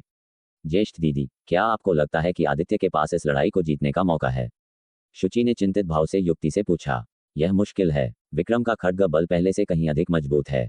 अगर मैं गलत नहीं हूं, तो उसका खड्ग भाव क्षेत्र पहले ही अर्धचरणीय खड्ग भाव के स्तर तक पहुंच चुका है। युक्ति ने हल्के से सिर हिलाया। आप दोनों ज्येष्ठ दीदियों को आदित्य के बारे में चिंता करने की जरूरत नहीं है। बोलने वाली नवम राजकुमारी यक्षा थी। उन्होंने चंचल मुस्कान दी, उनके कान में फुसफुसाते हुए जलधारा नगर भोजनालय की घटनाओं को बताया। क्या खड्ग भाव आरंभिक रूप ने जयचंद के सच्चे खड्ग भाव को हरा दिया, यहां तक कि उसे पीछे धकेलकर घायल भी कर दिया? ये कैसे संभव है? दोनों चौंक गईं, खासकर युक्ति, जिसका छोटा गुलाबी मुंह विश्वास में थोड़ा खुल गया था। वह सचमुच, जैसा गुरु ने कहा था, 1 सदी में एक बार होने वाला खड्गमार्ग का प्रतिभाशाली है। शुचि भी भावुक हो गईं, शांत रहने के लिए संघर्ष कर रही थी। उनका शानदार चेहरा सदमे से भरा था। वह आदित्य पर टकटकी लगाए हुए थी। विशाल, तुम भी यहीं हो? इसी क्षण दूर से एक आवाज गूंजी। फोर। जैसे ही आवाज आई, छाया देवी पंथ के शिष्यों के सामने एक लौ प्रकाश प्रकट हुआ। लौ प्रकाश के भीतर एक युवक था, जो लौ पैटर्न वाले बादलों के चोगा पहने हुए था। श्रेयस, प्रचंड मेघ पंथ का मुख्य सच्चा शिष्य यहाँ है। विशाल ने उसकी ओर देखा, उसका भाव उदासीन था। श्रेयस, तुम आ गए। चैतन्य शिरा क्षेत्र का ऐसा मुकाबला तुम्हारे जैसे मुख्य सच्चे शिष्य से संबंधित नहीं होना चाहिए। हाँ, विशाल, तुम अब भी वैसी ही हो। मैं उस रक्त दानव के ठिकाने की तलाश कर रहा हूँ, और मैं छोटे भाई विक्रम को यह मामला निपटाने के लिए साथ लाया था। श्रेयस ने आगे कहा, जहां तक इस द्वंद्व की बात है, परिणाम पहले ही तय हो चुका है। छोटे भाई विक्रम का आदित्य को मारना एक पल का काम है, मेरे लिए हस्तक्षेप करने की कोई जरूरत नहीं है। विशाल ने शांत स्वर में कहा, द्वंद्व अभी शुरू नहीं हुआ है, अब निष्कर्ष निकालना थोड़ा जल्दबाजी होगी। हालांकि अपनी बातें याद रखना। श्रेयस ने सिर हिलाया, इतने तुच्छ, पूर्व निर्धारित मामले पर हमें बहस करने की जरूरत नहीं है। तुम यहाँ आए हो, तो मुझे लगता है कि तुम भी रक्तनिष्ठ सार क्रिस्टल के पीछे हो। तुम और मैं रक्त दानव को खोजने के लिए मिलकर काम कर सकते हैं। मैं अपने रास्ते जाना पसंद करती हूँ, मुझे दूसरों के साथ काम करने की आदत नहीं है। विशाल ने सीधे मना कर दिया, तुम कहते हो कि इस द्वंद्व में विक्रम की जीत निश्चित है। मुझे नहीं लगता कि ऐसा जरूरी है। ये निश्चित निष्कर्ष है या नहीं, इसका जवाब जल्द ही मिल जाएगा। श्रेयस बहुत धैर्यवान लग रहा था। हमारी सहभागिता पारस्परिक रूप से फायदेमंद होगी, तुम इस पर ध्यान से विचार कर सकती हो। युद्ध के बाद मैं तुम्हें फिर से खोजने आऊंगा। जैसे ही वह बोला, श्रेयस ज्वाला प्रकाश की एक लपट में बदल गया, आकाश की ओर बढ़ा और आदित्य और अन्य लोगों की दिशा में भागा। उस व्यक्ति का लहजा सच में बहुत परेशान करने वाला है। नवम राजकुमारी यक्षा गुस्से से भड़क उठी। युक्ति ने माथे पर बल डाला, कहा, अगर आदित्य जीत जाता है, तो मुझे आश्चर्य है कि क्या वह इसे बर्दाश्त कर पाएगा। विशाल ने और कुछ नहीं कहा और आगे बढ़ने के लिए नेतृत्व किया। जलधारा नगर के दक्षिण पश्चिम में कई मील की दूरी पर पहाड़ों की एक सतत श्रृंखला है। पहाड़ों के ऊपर आदित्य और विक्रम 100 मीटर की दूरी पर एक दूसरे के सामने खड़े थे। आदित्य, तुम में कुछ हिम्मत है। तुम न केवल भागते नहीं हो, बल्कि मेरे साथ जीवन मरण का द्वंद्व करने की हिम्मत करते हो। अपनी वर्तमान स्थिति तक अप्रभावी आत्मिक शक्ति के साथ अभ्यास करना वाकई कोई आसान काम नहीं है, लेकिन दुर्भाग्य से तुम अपनी मूर्खता और अहंकार के कारण यहीं दफन होने के लिए अभिशप्त हो। विक्रम ने हल्के से सिर हिलाया। आदित्य ने शांत स्वर में कहा, दरअसल जिसे भागना चाहिए वह तुम हो। उस तरह तुम्हें अभी भी उम्मीद की एक किरण मिल सकती है। क्या ऐसा है? विक्रम ने एक ठंडी हंसी छोड़ी। उसने अपनी लंबी तलवार निकाली और उसे हल्का सा हिलाया। क्षण, एक स्पष्ट और मधुर तलवार की गूंज गूंजी। उसी समय विक्रम से एक अविश्वसनीय रूप से भयानक खड्ग बल उछला, एक दृश्यमान तलवार की छाया में बदल गया। भयानक खड्ग भाव हवा में घुस गया, बादलों को चीरता हुआ। इतना मजबूत खड्ग भाव, यह अर्धचरणीय खड्ग भाव है। विक्रम का खड्ग बल लगातार बढ़ रहा था, जो आदित्य पर जोरदार हमला कर रहा था।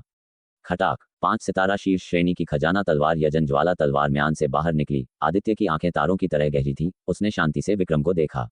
अपना वार करो, अपनी पूरी ताकत लगा दो, तुम्हारे पास वार करने का केवल एक मौका है।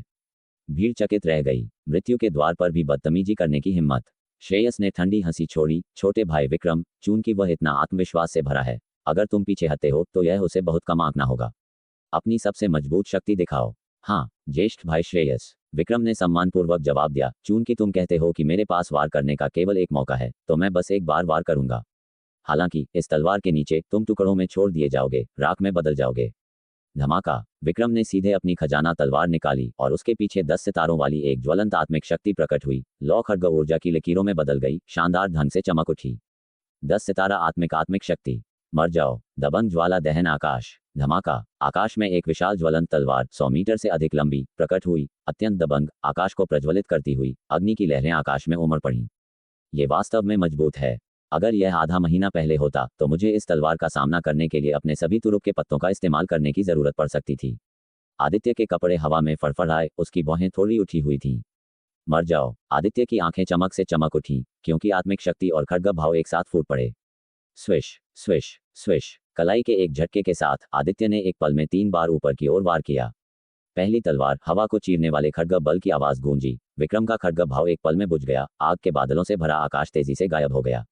धमाका, दूसरी खड्ग ऊर्जा ने विक्रम की खड्ग ऊर्जा को सीधे कर दिया, शून्य में बिखर गई। शेष खड्ग ऊर्जा ने एक पल में विक्रम की रक्षा को तोड़ दिया। उसके हाथ में तलवार झटक दी गई और संहार खड्ग भाव उसके शरीर में पागलपन से उमड़ पड़ा। पू, विक्रम ने आकाश में 1 मीटर ऊंचा रक्त स्तंभ उगल दिया। 4, तीसरी तलवार ने बारीकी से पीछा किया, सीधे विक्रम के माथे पर निशाना साधा। अच्छा नहीं, श्रेयस ने कुछ गड़बड़ महसूस की। अपनी हथेली उठाई, सार ऊर्जा का एक हाथ सीधे खड्ग ऊर्जा पर झपटा। भान, सार ऊर्जा के हाथ ने खड्ग ऊर्जा को पकड़ लिया। तभी तीसरी खड्ग ऊर्जा ने विक्रम के माथे को छेद दिया। पूछी, चुपचाप। एक और खड्ग ऊर्जा सार ऊर्जा के हाथ से गुजरी, तेजी से विक्रम के शरीर को छूती हुई। खून बेतहाशा बह निकला और विक्रम के पीछे एक रक्त लाल तलवार का निशान 1000 मीटर लंबा आकाश को चीरता हुआ दिखाई दिया। विक्रम का आंकड़ा हवा के बीच में स्थिर खड़ा था, अपनी गर्दन को जकड़कर। उसकी आंखें आदित्य को तेजी से घूर रही थीं, एक कर्कश आवाज के साथ। असंभव, मैंने पहले ही अर्धचरणीय खड्ग भाव को समझ लिया है। मैं तुम्हारी खड्ग भाव का सामना क्यों नहीं कर सकता? अपनी पूरी ताकत से उसने अपना सबसे बड़ा सवाल कर्कश आवाज में पूछा। खड्ग भाव स्तर के खड्गबाज बन चुके हो? आदित्य ने सिर हिलाया और स्पष्ट रूप से कहा, मैंने भी अभी अभी अर्धचरणीय खड्ग भाव को समझा है। असंभव, विक्रम की आंखें गुस्से से चौड़ी हो गईं। पू, विक्रम की हथेली तुरंत खून से फट गई। उसके सभी शेष शब्द उसके गले में डूब गए। श्रेयस ने विक्रम के शव को देखा। उसका चेहरा अत्यंत उदास हो गया, उसकी आंखें उग्र लपटों से जल रही थीं। बैंग, सार ऊर्जा के हाथ ने जो पकड़ा वह केवल विक्रम का सिर से अलग हुआ शरीर था। आंखें खोखली थीं, पूरी तरह से जीवन रहित। विक्रम मर गया। एक चौंकाने वाला कोलाहल आकाश में फूट पड़ा। केवल 4 तलवारों से विक्रम को मार डाला। ये सपना तो नहीं है ना? विक्रम की मृत्यु के साथ आदित्य निस्संदेह सही तीनों पंथों का आंतरिक पंथ राजा है। भाई आदित्य जीत गए। सूर्यवंशी पंथ के शिष्य जैसे कि एक सपने से जाग रहे हों, उत्साह से जयकार करने लगे। धिक्कार है, इस बच्चे के साथ आखिर क्या हो रहा है? जयचंद ने आदित्य को घूर कर देखा। उसकी बर्फीली निगाह एक तलवार की तरह तीखी थी। अप्रभावी आत्मिक शक्ति, फिर भी अपने स्तर से परे चुनौती देने की शक्ति रखती है। कितना दिलचस्प। राजकुमारी यक्षा की आंखें रुचि से चमक उठीं। स्नैप, श्रेयस का आंकड़ा युद्ध के मैदान के केंद्र में दिखाई दिया। विक्रम के शव को देखकर उसने आदित्य पर अपनी नजरें मोड़ी। उसकी आंखें आकाश को पार करते हुए सूरज की तरह जल रही थीं। लड़के, तुमने मेरे सामने मारने की हिम्मत की। आदित्य ने अपनी तलवार म्यान में रखी, शांति से कहा, विक्रम और मैंने जीवन मरण के द्वंद्व पर सहमति व्यक्त की थी। क्या नियम है कि आप जीवन मरण के द्वंद्व में नहीं मार सकते? हे, नियम। श्रेयस गुस्से में हंसा। यहाँ मेरे शब्द ही नियम हैं। मैं तुम्हें एक सच्चाई सिखाऊंगा, नियम ताकतवर से संबंधित हैं। आज मैं एक अपवाद बनाऊंगा और व्यक्तिगत रूप से छोटे भाई विक्रम का बदला लूंगा। अपने अंत से मिलने की तैयारी करो। भान, श्रेयस ने आदित्य की ओर एक उंगली उठाई। एक धधकती हुई अग्निशक्ति का गोला उंगली के सिरे पर तेजी से घूम रहा था, सुनहरे और चमकदार ढंग से ज्वलंत बादलों से चमक रहा था। मर जाओ। श्रेयस ने ज्येष्ठ राजकुमार जयदेव को आगे बोलने का कोई मौका नहीं दिया, आदित्य की ओर इशारा करते हुए और हवा के बीच में अपनी उंगलियों को दबाते हुए। धमाका, स्वर्णिम अंगुली शक्ति बाहर निकली, एक विशाल ज्वलंत स्तंभ की तरह अग्निशक्ति पूरे आकाश में फैल गई, शून्य में दरारों को कुचलते हुए। ओह नहीं! ज्येष्ठ राजकुमार जयदेव का चेहरा अचानक बदल गया, तुरंत बचाव का प्रयास करने के लिए आगे उड़ गया। इस महत्वपूर्ण क्षण में भान आकाश से अचानक पानी का एक पर्दा नीचे उतरा। ये पर्दा स्वर्ग और पृथ्वी तक फैला हुआ था, आदित्य के सामने खड़ा था।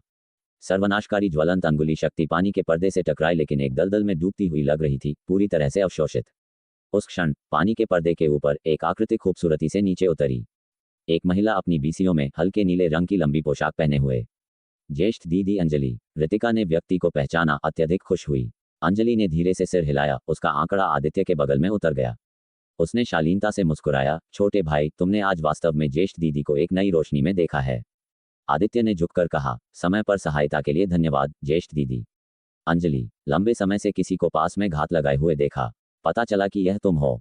श्रेयस ने गुस्से में चिल्लाया। अंजलि ने अपनी नजरें मोड़ी, शांति से कह रही थी, श्रेयस, आदित्य और विक्रम के बीच जीवन मरण का द्वंद्व उनका अपना निर्णय था, परिणाम उन्हें खुद वहन करना चाहिए। तुम इस मामले में दखल देना अनुचित है। हा अंजलि, तुम्हारे शब्द कितने भी चतुर क्यों न हो, वे व्यर्थ हैं। जिसे मैं मारने का फैसला करता हूं उसके पास कोई भागने का रास्ता नहीं है। उसे आज मरना होगा। मैं तुमसे केवल एक बात पूछता हूं, क्या तुम एक तरफ हट जाओगी या नहीं? श्रेयस जोर से हंसा। श्रेयस ने निर्दयता से चांदनी को देखा, उनकी आभा एक विशाल सूर्य की तरह भड़क उठी जो आकाश को पार करता है, पहाड़ों और नदियों को निगल जाता है। इस प्रचंड उपस्थिति ने उपस्थित हर किसी को एक फुट छोटा महसूस कराया, सांस लेना भी कठिन हो गया। विशाल शक्ति स्तर के बलवानों को छोड़कर अधिकांश लोग अनैच्छिक रूप से बार बार पीछे हट गए, कुछ तो जलधारा नगर के ऊपर तक चले गए। वे सब श्रेयस की भयावह आभा से डर गए थे, साथ ही एक स्वर्गीय स्तर की महान शक्ति के क्रोध से भी भयभीत थे कि कहीं वे लड़ाई की चपेट में न आ जाएं। कोई आश्चर्य नहीं कि वह प्रचंड मेघपंथ का शीर्ष सच्चा उत्तराधिकारी है। आदित्य का चेतना सागर सुनहरी लहरों से कांप रहा था, पर वह दबाव से अप्रभावित था, फिर भी उसके मन में आश्चर्य भरे भाव उठे। चांदनी ने आदित्य की शांत अभिव्यक्ति देखी, वह आश्चर्यचकित थी और आदित्य के प्रति उसका मूल्यांकन 3 अंक बढ़ गया। कोई भी चैतन्य शिरा क्षेत्र का बलवान श्रेयस के सामने इतना शांत नहीं रह सकता।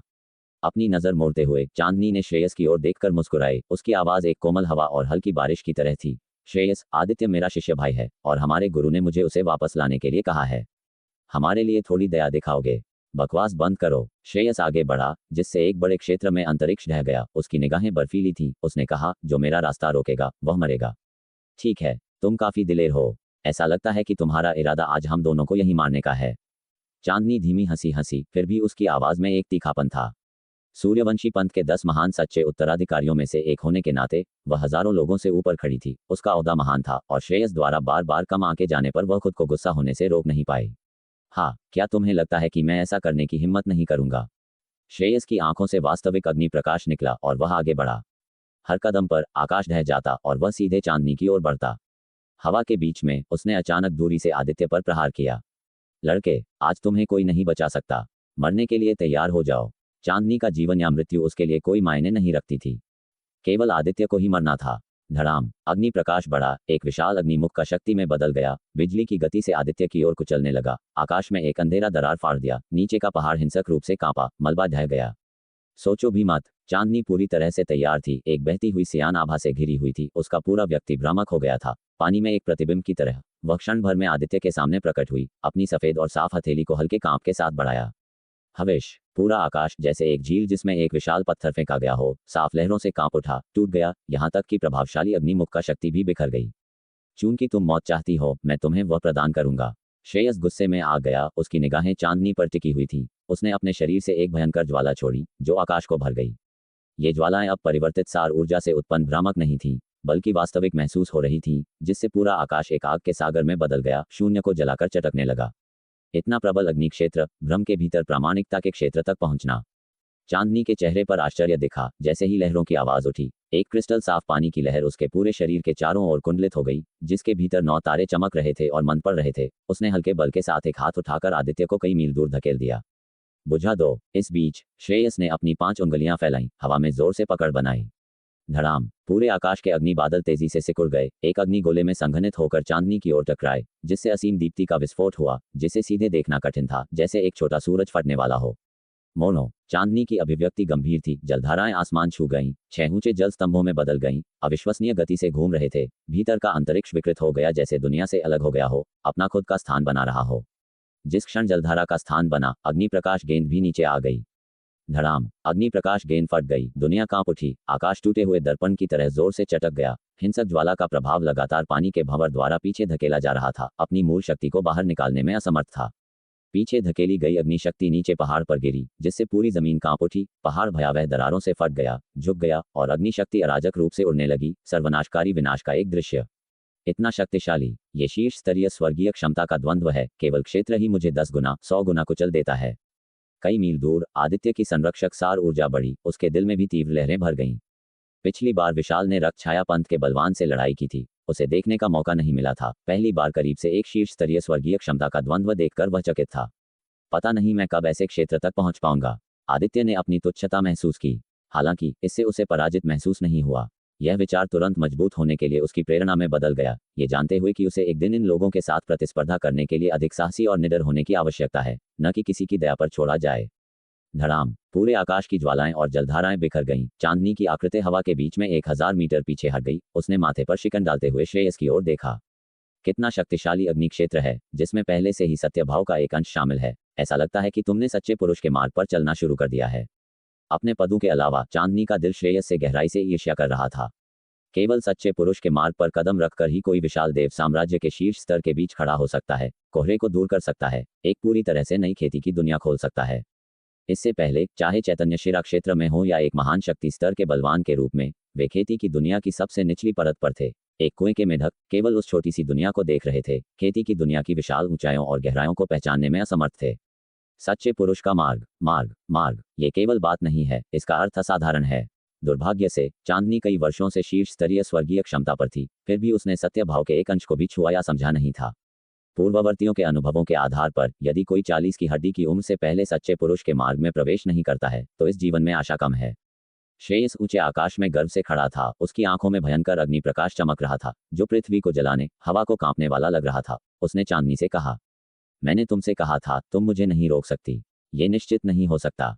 चांदनी का लहजा शांत था, उसका दाहिना हाथ एक गोलाकार गति कर रहा था, पानी की लहरें दोलन कर रही थीं, उसके चारों ओर 9 जल स्तंभ उठ रहे थे, सियान बहते हुए प्रकाश से ढके हुए थे, क्रिस्टल पत्थरों की तरह जम गए थे, चारों दिशाओं को स्थिर कर रहे थे। इस बीच आदित्य ने चांदनी से एक थोड़ा तत्काल प्रसारण सुना। छोटे शिष्य भाई, इस व्यक्ति ने सत्य भाव को समझना शुरू कर दिया है, मैं उसकी बराबरी नहीं कर सकती। मैं केवल उसे रोकने की कोशिश कर सकती हूँ, जल्दी करो और इस जगह को छोड़ दो। चांदनी ने अपनी अभिव्यक्ति बनाए रखी, अपनी भावनाओं को छिपाने की कोशिश की, फिर भी श्रेयस ने सार ऊर्जा के उतार चढ़ाव से एक संकेत समझा। उसने कोडली कहा, व्यर्थ संघर्ष की कोई आवश्यकता नहीं है, मैंने कहा कि उसे आज मरना होगा, कोई दूसरी संभावना नहीं है। एक और प्रहार लो। श्रेयस का शरीर हिल गया, भयंकर सार ऊर्जा फैली, आग के सागर में बदल गई। ज्वाला भेड़िया तोड़, आवो, आवो, आवो। श्रेयस की हथेली हवा में दब गई, आग का सागर अचानक घर के आकार के अग्नि भेड़ियों में विकसित हो गया, जो पागलपन में चांदनी की ओर झपट पड़े। ये अग्नि भेड़िए अपने दांत और पंजे बाहर निकाल रहे थे, एक खून खराबी और भयंकर उपस्थिति का उत्सर्जन कर रहे थे, जैसे उनके पास बुद्धि हो, न कि केवल मृत चीजें। जल ढाल, घुमाओ। चांदनी ने लापरवाही करने की हिम्मत नहीं की। 9 जल स्तंभ आसमान की ओर शूट किए, आसमान के खिलाफ उठते हुए पानी के भंवर की तरह, ऊंचे आकाश की ओर घूमते हुए आश्चर्यजनक विरूपण बल सभी दिशाओं में बह गया। धड़ाम धड़ाम धड़ाम धड़ाम, एक के बाद एक अग्नि भेड़िए एक के बाद एक फट गए, लगातार लहरों के साथ पानी के भंवर को हिलाते हुए आश्चर्यजनक शॉकवेव बाहर निकल रही थी, पृथ्वी को परत दर परत छीन रही थी और फाड़ रही थी। चांदनी को कसकर दबाने के साथ श्रेयस के पास अभी भी पर्याप्त से अधिक शक्ति थी, उसकी आंखें बर्फीली ठंडी थीं, अचानक आदित्य की ओर देख रही थीं। जब मैं कहता हूं कि तुम्हें कोई नहीं बचा सकता, तो कोई तुम्हें नहीं बचा सकता। मरो, आवो। एक अग्नि भेड़िया दहाड़ा, तुरंत कई मील की दूरी तय की, अपने विशाल मुंह को नुकीले दांतों से भरा खोला, सीधे आदित्य पर झपटा। धिक्कार है। आदित्य के खिलाफ श्रेयस को आगे बढ़ते देख चांदनी असहज महसूस हुई और उनका कोमल स्वभाव सख्त हो गया। उसके शरीर के बाहर पानी की लहर प्रधान ऊर्जा भयंकर रूप से फैली, 9 मौलिक ऊर्जा जल स्तंभ हिंसक रूप से घूम गए, तेजी से और अधिक शक्तिशाली हो गए, जिससे पास का अंतरिक्ष मुड़ गया। धड़ाम धड़ाम धड़ाम धड़ाम धड़ाम धड़ाम, ज्वलंत भेड़ियों के शरीर फट गए और मुड़ गए, लगातार विस्फोट हो रहा था। हालांकि श्रेयस का आक्रमण और भी भयंकर था, ज्वलंत भेड़िए एक के बाद एक आगे बढ़े। इसके अलावा श्रेयस ने सत्यभाव का एक संकेत पकड़ा था, जिससे इन ज्वलंत भेड़ियों में अंतर्ज्ञान था। मौलिक ऊर्जा जल स्तंभों के कमजोर बिंदुओं पर लगातार हमला कर रहा था, जिससे 9 स्तंभ लहरों से भर गए, हर जगह पानी छिड़क रहे थे। एक क्षण के लिए चांदनी खुद को मुक्त नहीं कर सकी और केवल असहाय रूप से देख सकी, क्योंकि ज्वलंत भेड़िया सीधे आदित्य पर झपटा। ये खत्म हो गया। यक्षा ने हल्का सा सिर हिलाया, यह मानते हुए कि परिणाम पहले ही निर्धारित हो चुका था। चांदनी और श्रेयस स्पष्ट रूप से एक स्तर अलग थे, मौलिक रूप से उसका विरोध करने में असमर्थ थे। जहां तक आदित्य का सवाल है, एक शीर्ष स्तरीय स्वर्गीय क्षमता के सामने वह धूल की तरह था, एक पल में गायब होने के लिए नियत था, बचने का कोई मौका नहीं था। उस पर चार्ज कर रहे ज्वलंत भेड़िए का सामना करते हुए आदित्य का दिल अनैच्छिक रूप से तेज हो गया, फिर भी उसकी अभिव्यक्ति शांत रही, कोई घबराहट नहीं दिखाई। विशाल और ज्येष्ठ राजकुमार उपस्थित थे, वे बस खड़े होकर नहीं देखना चाहिए। भले ही वे निष्क्रिय खड़े हों, आदित्य के पास अभी भी उसका तुरुप का पत्ता था, उसके गुरु द्वारा उपहार में दिया गया सच्चा ग्लास युवान मोती। मोती सच्चे महंत स्तर के नीचे किसी भी हमले का विरोध कर सकता था, और श्रेयस कितना भी मजबूत क्यों न हो, वह सच्चा महंत नहीं था, इसलिए मोती उसे सुरक्षित रखने के लिए पर्याप्त था।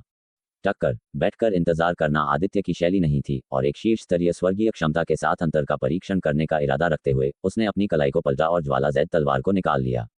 तलवार का इरादा उग्रसार ऊर्जा के साथ तलवार के ब्लेड में भर गया, कई मीटर लंबी क्रिम्सन तलवार प्रकाश में विस्फोट हो गया। दिव्य वायुपूर्ण विनाश, तारा डूबना, पतित वज्रपात। लगातार आदित्य ने अपनी 3 सबसे मजबूत तलवारबाजी प्रदर्शित की। तूफान तलवार क्यूई गड़गड़ाहट तलवार प्रकाश के साथ मिलाया गया, जंगली रूप से बह गया, मौसम को परेशान किया, अराजक वायु प्रवाह बनाया और सीधे ज्वलंत भेड़िए की ओर झपटा। इस दृश्य को देखकर जयंत ने तिरस्कारपूर्वक ताना मारा। स्वर्गीय क्षमता को धता बताने की कोशिश कर रहा है। चींटियां वास्तव में चींटियां हैं। दहाड़ो, ज्वलंत भेड़िया दहाड़ा, तीनों तलवार क्यूआई को पूरी तरह से निगल लिया, धीमा किए बिना आदित्य को एक साथ भस्म करने की इच्छा रखता था। जैसा कि अपेक्षित था, आदित्य आश्चर्यचकित नहीं था, लेकिन खुद और स्वर्गीय क्षमता के बीच के अंतर को गहराई से महसूस किया।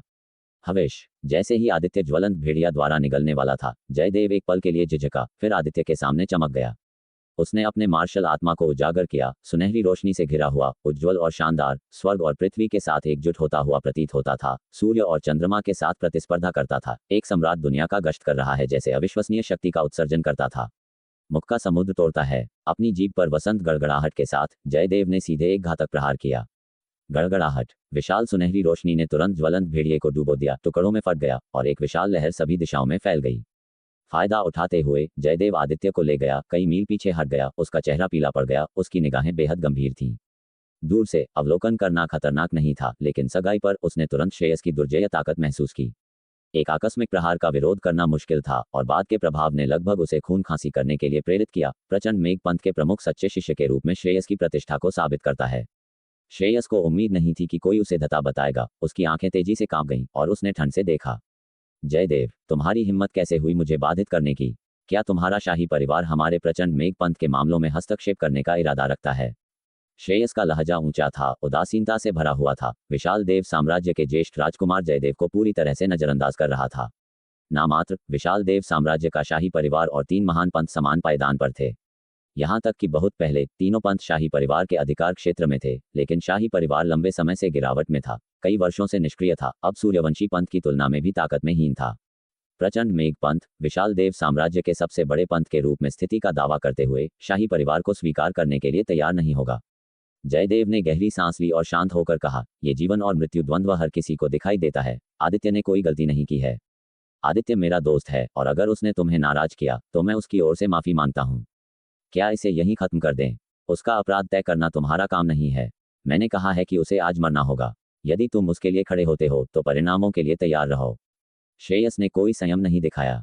जैसे ही उसने बात की, उसकी आंखों से उज्ज्वल किरणें निकलीं और अपने हाथ को ऊपर उठाने के साथ एक जबरदस्त आग बह गई, पूरे आकाश को प्रज्वलित कर दिया। श्रेयस, तुम्हारी हिम्मत कैसे हुई? जयदेव को उम्मीद नहीं थी कि श्रेयस उसे और शाही परिवार दोनों को नजरअंदाज कर देगा, तुरंत कार्रवाई शुरू कर देगा। फिर वह जल्दी से आदित्य के साथ पीछे हट गया। मैं क्यों नहीं हिम्मत करूंगा? तुम खुद ही इस पर लाए हो। तुम्हें मारकर तुम्हारा शाही परिवार क्या कर सकता है? हमारे प्रचंड मेघपंथ के साथ युद्ध शुरू कर सकता है। जयदेव ने उपहास किया, आंखों ने एक हत्यारे का इरादा प्रकट किया। अचानक गड़गड़ाहट गूंजी और पूरे आकाश की ज्वालाओं से बने कई ज्वलंत भेड़िए उच्च तापमान के साथ जलते हुए, जिसने अंतरिक्ष को बनावट के साथ उबाला, बिजली की तरह जयदेव और आदित्य की ओर दौड़ते हुए हवा को प्रज्वलित किया और पहाड़ की चोटियों को तोड़ दिया। जयदेव ने माना कि यह प्रहार आदित्य को नष्ट करने के लिए पर्याप्त होगा, कोई अवशेष नहीं छोड़ता। जहां तक जयदेव का सवाल है, तत्काल उड़ान ने उसे बचने का एक पतला मौका दिया, अन्यथा केवल मौत का इंतजार था। जयदेव का चेहरा गंभीर हो गया। वह प्रचंड मेघपंथ के अहंकार को जानता था, लेकिन इस स्तर की दृष्टता की उम्मीद नहीं थी। लगभग शाही परिवार को नजरअंदाज कर रहा था। भेड़ियों के झुंड को उनकी ओर बढ़ते देखकर आदित्य ने अपनी भौहें सिकोड़ी और सच्चा ग्लास युवान मोती का उपयोग करने वाला था। जब उसकी निगाहें बदल गईं, उसकी अभिव्यक्ति आराम से हुई और उसने बड़बड़ाया, आखिरकार कार्रवाई की। मैंने सोचा था कि तुम खड़े होकर देखने जा रहे थे, अपने पति की हत्या की योजना बना रहे थे। अचानक दुनिया भर में एक ठंडक फैल गई। हर किसी को एक ताज़ा ठंडक महसूस हुई, जैसे वे गर्मी से सर्दियों की ठंड में संक्रमण कर गए हों। आकाश में भारी बर्फ के टुकड़े घूम रहे थे, आकाश और पृथ्वी को ढक रहे थे।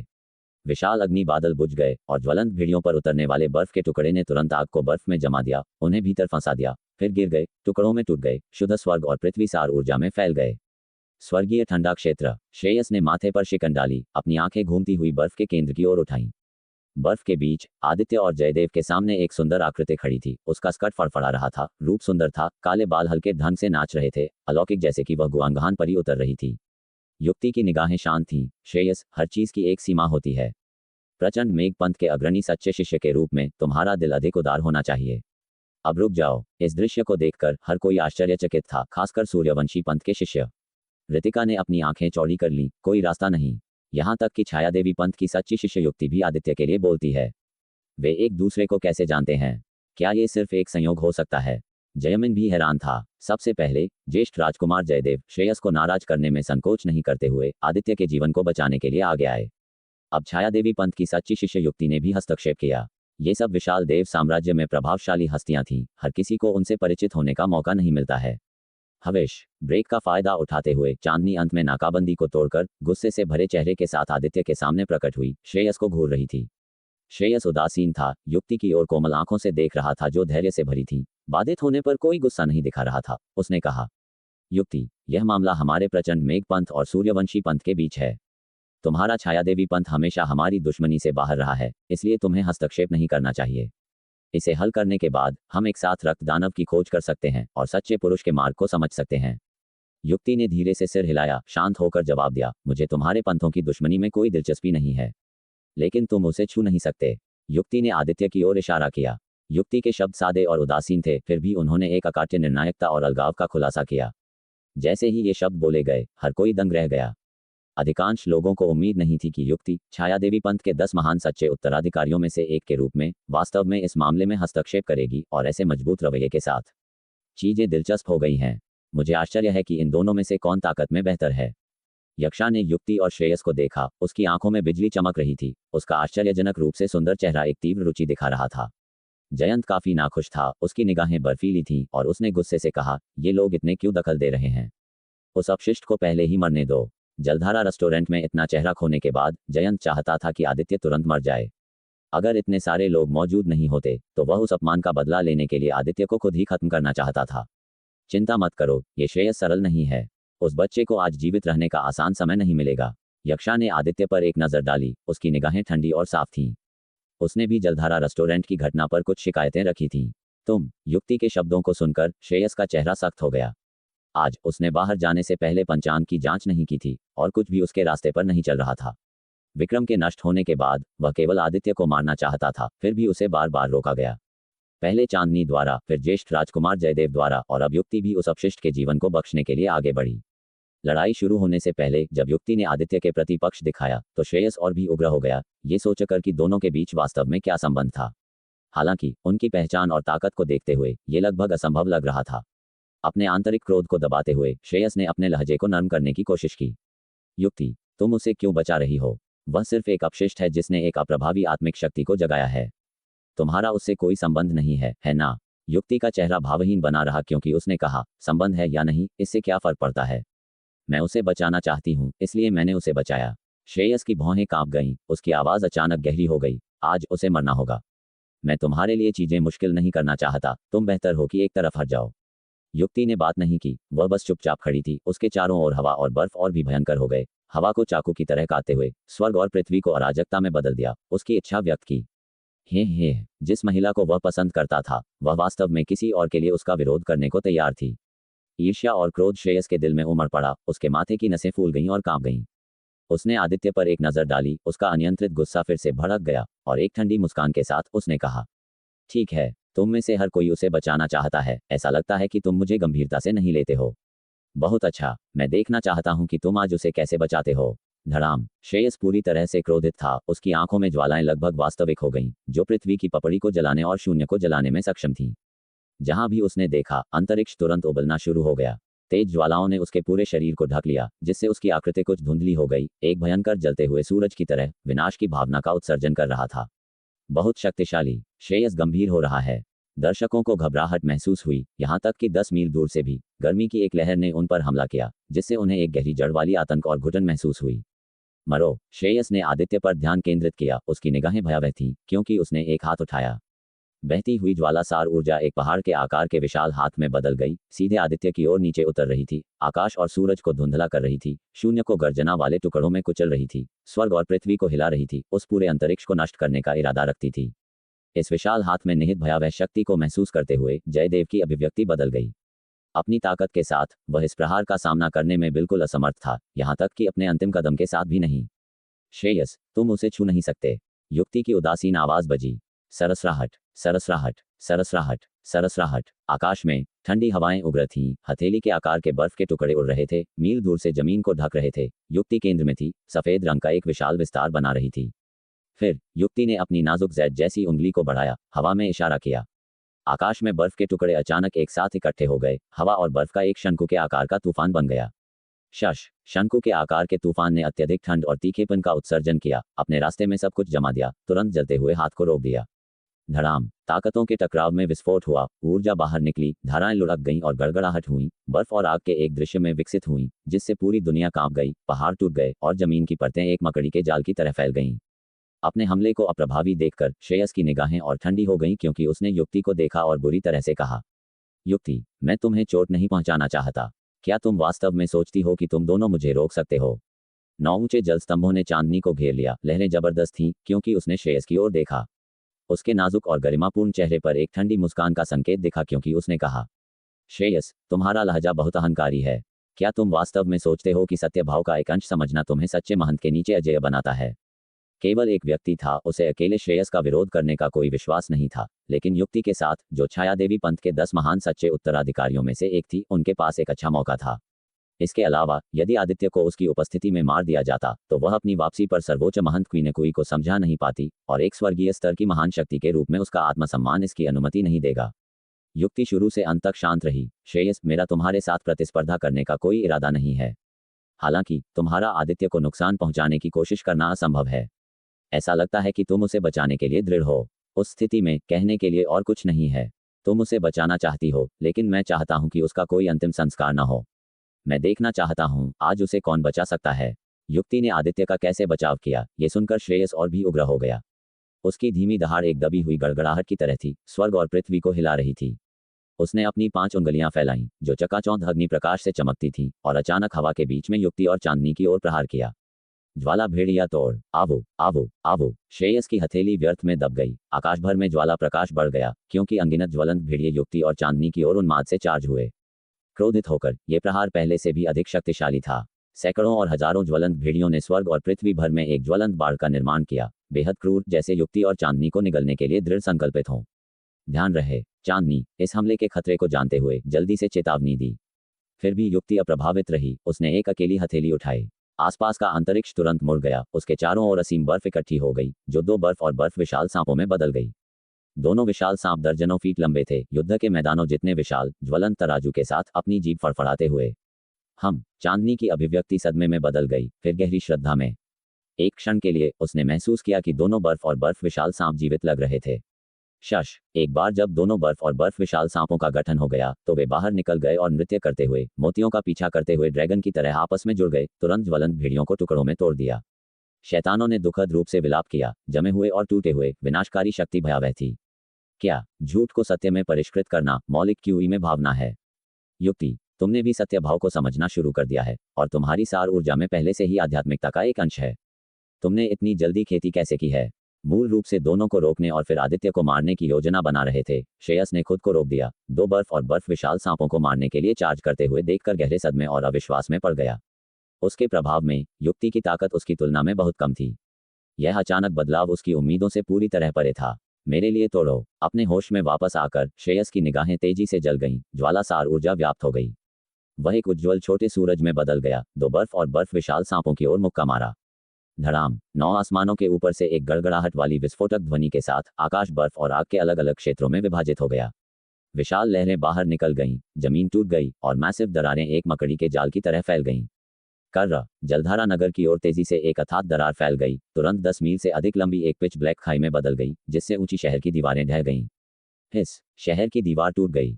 ये भयावह है। शहर की दीवार पर लोग अलग अलग बिखर गए, चेहरे डर से भरे हुए थे। उन्होंने अपने जीवन में ऐसी भयावह लड़ाई कभी नहीं देखी थी, जहां एक टकराव में पृथ्वी कांप उठी और पहाड़ हिल गए। आदित्य भी गहरे सदमे में था। अचानक उसका दिल हिल गया और एक गहरी और पूछताछ भरी निगाह से उसने पिच ब्लैक खाई की ओर देखा, जिसने शहर की दीवार को फाड़ दिया था। धड़ाम, हवा में हजारों मीटर ऊंचा एक शक्तिशाली शॉकवेव एक तूफान की तरह सभी दिशाओं में बह गया, बादलों के सागर को बिखेर दिया, लगातार उपस्थित लोगों के शरीर पर दबाव डाल रहा था। हवेश प्रभाव के तहत चांदनी अचानक 1000 मीटर से अधिक दूर उड़ा दी गई, उसका खून मच गया। इतना मजबूत क्षेत्र, एक महान नदी बहने जैसा, साधारण स्वर्गीय स्तर की महान शक्ति तुलना नहीं कर सकती। चांदनी ने खुद को स्थिर किया, अत्यधिक ठंड और झुलसाने वाली गर्मी को महसूस करते हुए गहरी सांस ली और एक स्थिर निगाह से आगे देखा। लड़ाई के केंद्र में केवल युक्ति और श्रेयस ही बचे थे।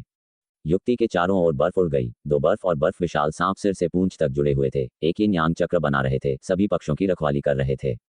कोई भी उग्र क्यूई बल जो पास आया वह तुरंत जम गया और टूट गया। श्रेयस से ज्वाला प्रकाश बढ़ गया, एक विशाल सार ऊर्जा ज्वालाओं से घिरा हुआ था, प्रभावशाली गति ने अंतरिक्ष को थोड़ा विकृत कर दिया। कोई भी क्यूई बल जो पास आया वह तुरंत जला दिया गया, आकार लेने में असमर्थ था। इस समय श्रेयस की थोड़ी ऊपर उठी हुई पलकें अंत में नीचे हो गईं। युक्ति को देखा, उसकी आंखें झिलमिलाहट हुई, उसके चेहरे पर एक हल्की मुस्कान फिर से दिखाई दी। युक्ति, मुझे उम्मीद नहीं थी कि तुम भी सच्चे पुरुष के मार्ग को समझना शुरू करोगी, वास्तव में सराहनीय है। तुम्हारे और मेरे की प्रतिभाओं के साथ अगर हम रक्तनिष्ठ सार क्रिस्टल प्राप्त करने के लिए मिलकर काम करते हैं, खेती की अंतर्दृष्टि का आदान प्रदान करते हैं और एक साथ सत्य भाव को समझते हैं, तो सच्चे पुरुष के मार्ग में प्रवेश करना बस कोने के आसपास होगा। क्या ये तब खेती की दुनिया में घूमने के लिए स्वतंत्र नहीं होगा? उसकी आंखें एक पल के लिए आदित्य पर टिकी, फिर श्रेयस ने जारी रखा। जहां तक उस लड़के का सवाल है, उसने मेरी गरिमा को नाराज किया और 1000 मौतें मरने लायक था। हालांकि ऐसा चींटी जैसा चरित्र हमें दुखी करने लायक नहीं है। तुम्हारी खातिर मैं इस बार उसे छोड़ने पर विचार कर सकता हूँ, लेकिन मैं जानना चाहता हूँ तुमने उसे क्यों बचाया। श्रेयस युक्ति के साथ बाहर नहीं गिरना चाहता था, इसलिए उसने एक दुर्लभ कदम पीछे लिया और अपनी तीखेपन को रोका। युक्ति की अभिव्यक्ति ठंडी बनी रही, उसने हल्के से सिर हिलाया। श्रेयस, हम केवल कुछ बार मिले हैं और संयोग से एक मिशन एक साथ पूरा किया है। खेती की अंतर्दृष्टि का आदान प्रदान करने या एक साथ दाव को समझने के लिए पर्याप्त करीब नहीं है। जहां तक आदित्य का सवाल है, मेरे पास कोई स्पष्टीकरण नहीं है, नहीं मुझे तुम्हें समझाने की जरूरत है। क्या तुम वास्तव में ऐसा करना चाहती हो?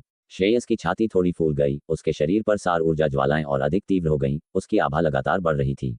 उसने माना कि उसने युक्ति को पर्याप्त चेहरा दिया था, फिर भी उसके सम्मान की कमी से आश्चर्यचकित था और उसके सीने में क्रोध का सैलाब दहाड़ रहा था। अगर तुम उसे नुकसान पहुंचाना चाहते हो तो तुम मुझे भी नुकसान पहुंचाते हो। युक्ति ने सीधे श्रेयस को देखा, धीरे से कुछ शब्द कहे। चटक चटक, उनकी आभाएं भयंकर रूप से टकरा गईं, बर्फ और आग टकरा गईं, एक विशाल और भयावह क्षेत्र बना। उसके भीतर का अंतरिक्ष थोड़ा कांप गया, हवा थोड़ी मुड़ गई और हर किसी को आसन तूफान की घुटन महसूस हुई। कितना भयावह दमनकारी एहसास है। निश्चित रूप से ये दोनों साधारण स्वर्गीय स्तर की महान शक्ति के स्तर को पार कर चुके हैं। दूर से ज्येष्ठ राजकुमार जयदेव युक्ति और श्रेयस के बीच की बातचीत से अनजान थे, लेकिन लगातार मजबूत होती गति की लहरों ने उनके दिल को बेचैनी से कंपा दिया। चांदनी दोनों के किनारे पीछे हट गई और कुछ आश्चर्य के साथ युक्ति की ओर देखा। यह कोई आश्चर्य की बात नहीं है कि श्रेयस ऐसे क्षेत्र तक पहुंच गया है, लेकिन मुझे उम्मीद नहीं थी कि युक्ति इतनी शक्तिशाली होगी, इससे पहले इसका कोई संकेत भी नहीं था। जयदेव ने कहा, शायद उसे हाल ही में कुछ भाग्यशाली मुठभेड़ हुई है। चांदनी ने सिर हिलाया, कुछ सोचा और पूछा, शिष्य भाई, तुम युक्ति को कैसे जानते हो?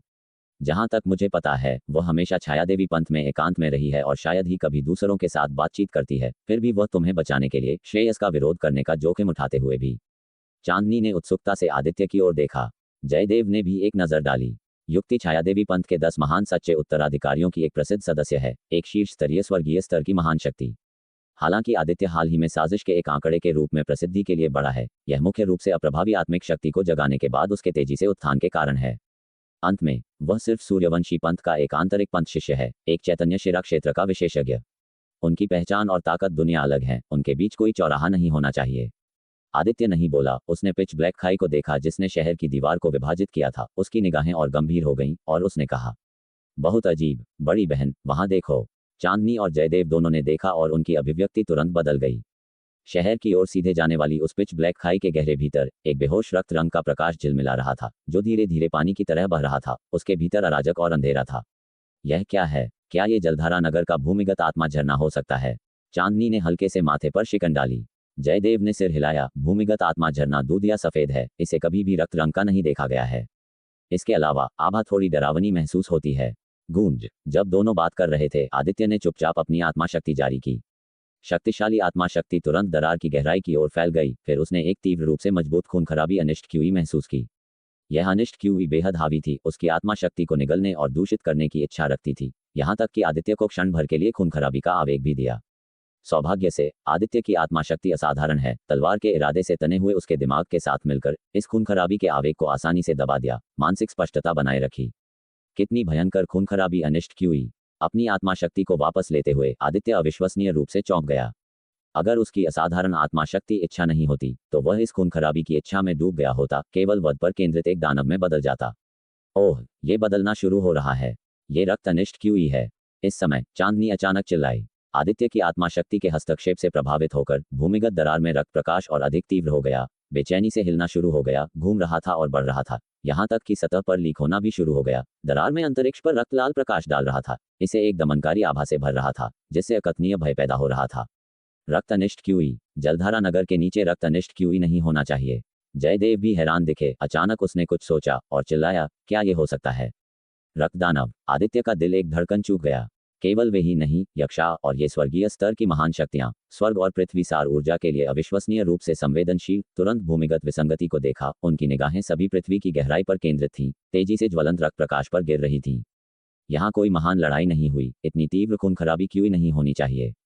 यक्षा ने भूमिगत अंतरिक्ष को घूर कर देखा। उसकी पुतलियों की सतह पर बिजली चमक गई। एक पास के अखंड पंथ के शिष्य ने सोचा, इतनी बुरी आभा। जयदेव के अनुसार वह रक्त दानव इस क्षेत्र के 1000 मील के भीतर छिपा हुआ था। क्या ये रक्त दानव हो सकता है? एक अन्य अखंड पंथ के शिष्य की आंखें चमक उठी, हंसते हुए। हम ऊंचाई और नीचे खोज रहे हैं, केवल ये पता लगाने के लिए कि यह सब अनायास आता है। अप्रत्याशित रूप से जिस रक्त दानव को हम खोज रहे हैं वह जलधारा नगर के ठीक नीचे छिपा हुआ है। यक्षा ने अपनी भौहें उठाईं। चलो नीचे चलते हैं और खुद देखते हैं। हवेश, हवेश, हवेश। तीनों ने अपनी आंदोलन तकनीकों को अंजाम दिया। बिजली की तरह चल रहे थे, तेजी से नीचे खाई की ओर बढ़ रहे थे। अरे, यक्षा और अन्य लोग वहां नीचे क्यों जा रहे हैं? एक महान शक्ति स्तर के बलवान ने यक्षा और उसके समूह के आंदोलन को देखा। रक्त अनिष्ट क्यूई। क्या ये हो सकता है कि उन्होंने रक्त दानव के निशान खोजे हों? अगर उन्हें रक्त दानव के परिवर्तित होने से रक्त अनिष्ट सार क्रिस्टल मिलता है तो आत्मा शक्ति इच्छा को परिष्कृत करना और सच्चे पुरुष के मार्ग में प्रवेश करना कम से कम 30% बढ़ जाता है।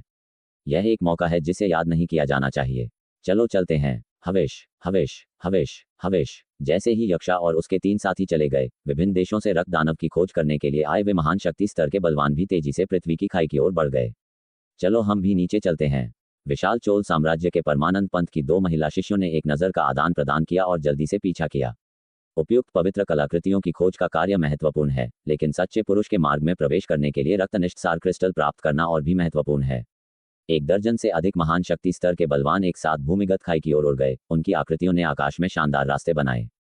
सार ऊर्जा लहरें अशांत रूप से लुढ़क गईं। इस अद्भुत आभा ने तुरंत हर किसी का ध्यान आकर्षित किया। वे सब भूमिगत हो रहे हैं। क्या नीचे कोई खजाना हो सकता है? शहर की दीवार के ऊपर से किसी ने चिल्लाया। जलधारा नगर के नीचे रक्तनिष्ठ क्यूई होने के बारे में कभी नहीं सुना। शायद वास्तव में वहां कुछ कीमती है। हम स्वर्गीय सामग्री और सांसारिक खजाने का उद्भव अक्सर विसंगतियों के साथ आता है। चलो चलते हैं और एक नज़र डालते हैं। धन लोगों के दिलों को हिलाता है। कई चेहरों ने लालच दिखाया। खजाने जो महान शक्ति स्तर के बलवानों को लुभाते हैं, निस्संदेह असाधारण हैं। हविश, हविश, हविश। खाई के सबसे करीब चैतन्य शिरा क्षेत्र के बलवानों का एक समूह तुरंत भूमिगत खाई की ओर भागा। दफा हो जाओ। सबसे आगे अखंड पंथ के शिष्य ने भागती हुई भीड़ को देखा। उसकी आंखें अधीर थीं और उसने अपनी हथेली घुमाई। धड़ाम। एक नीली हथेली का निशान जटिल पैटर्न के साथ दिखाई दिया और हवा के बीच से नीचे दबा दिया गया। वे आ रहे चैतन्य शिरा क्षेत्र के बलवानों को प्रतिक्रिया करने का भी समय नहीं मिला और तुरंत मक्खियों की तरह चकनाचूर हो गए और कुचल दिए गए। उनके टूटे हुए अंग और शरीर पृथ्वी की खाई में गिर गए।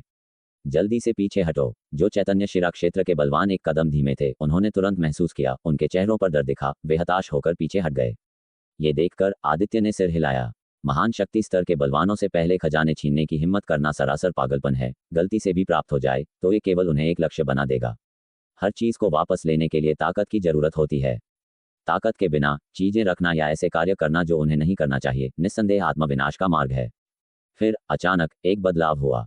अंगों और मांस के अवशेष जो भूमिगत खाई में बिखर गए थे, अजीब तरह से घने खूनी कोहरे को पागलपन में हिलने लगे और फिर कोहरा लगभग जीवित लग रहा था, बढ़ रहा था और उन अवशेषों को निगल रहा था। एक पल में बिना किसी निशान के गायब हो रहा था। गूंज। अवशेषों को निगलने के बाद हिलते हुए खूनी कोहरे की सतह पर आश्चर्यजनक रूप से अस्पष्ट भयावह मानव विशेषताएं सामने आईं। यक्षा और उसके समूह पर दूर से एक नजर डाली।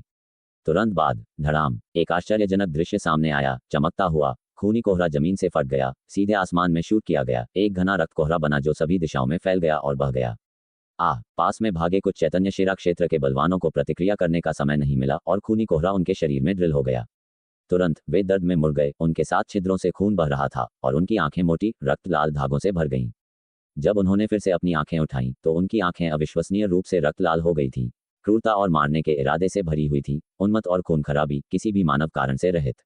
मारो मारो मारो, उन्होंने जानवर जैसी चीखें निकाली और सीधे अपने आसपास के लोगों पर हमला किया। छपाक छपाक छपाक, क्यूई बल बह गया, मांस उड़ गया। किसी भी चेतावनी के बिना 1 दर्जन से अधिक लोगों को मौके पर काट दिया गया। खून और मांस पृथ्वी पर बरस रहा था और उतरने पर खून जल्दी से गायब हो गया, डरावनी सूखी लाशों में बदल गया। क्या ये लोग पागल हैं? सावधान रहें, इन खूनी कोहरों में निहित रक्तनिष्ठ क्यूई बहुत भयंकर है। इसे कभी भी अपने शरीर में प्रवेश न करने दें या ये तुरंत आपके दिमाग को निगल जाएगा। शहर की दीवार पर अराजकता थी। अच्छी दृष्टि वाले लोगों ने खूनी कोहरे के बारे में कुछ अजीब देखा और तुरंत इसे अलग करने के लिए अपनी संरक्षक सार ऊर्जा को प्रसारित किया।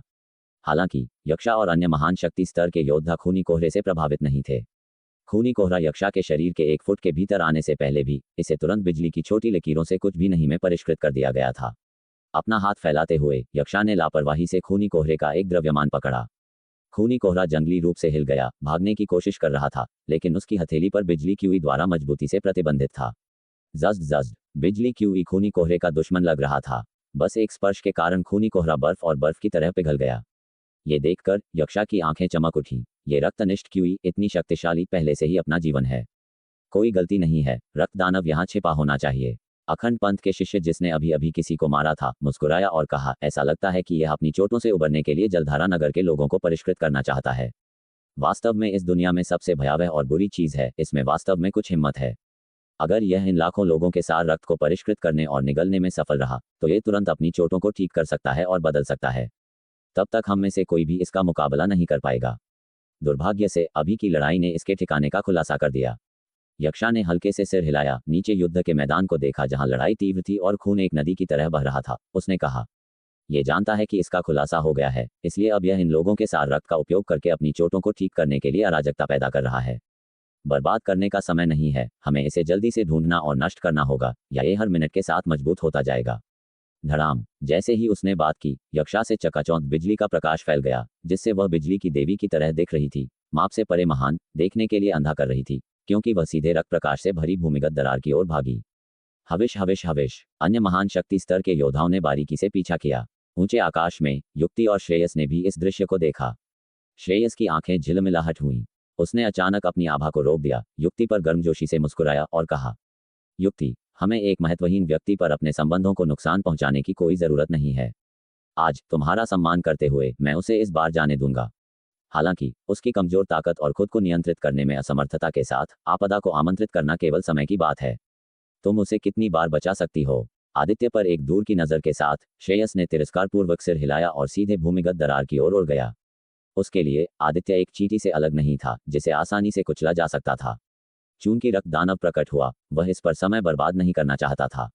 जब तक उसे रक्तनिष्ठ सार क्रिस्टल मिलता है, वह सच्चे पुरुष के मार्ग पर प्रवेश कर सकता है।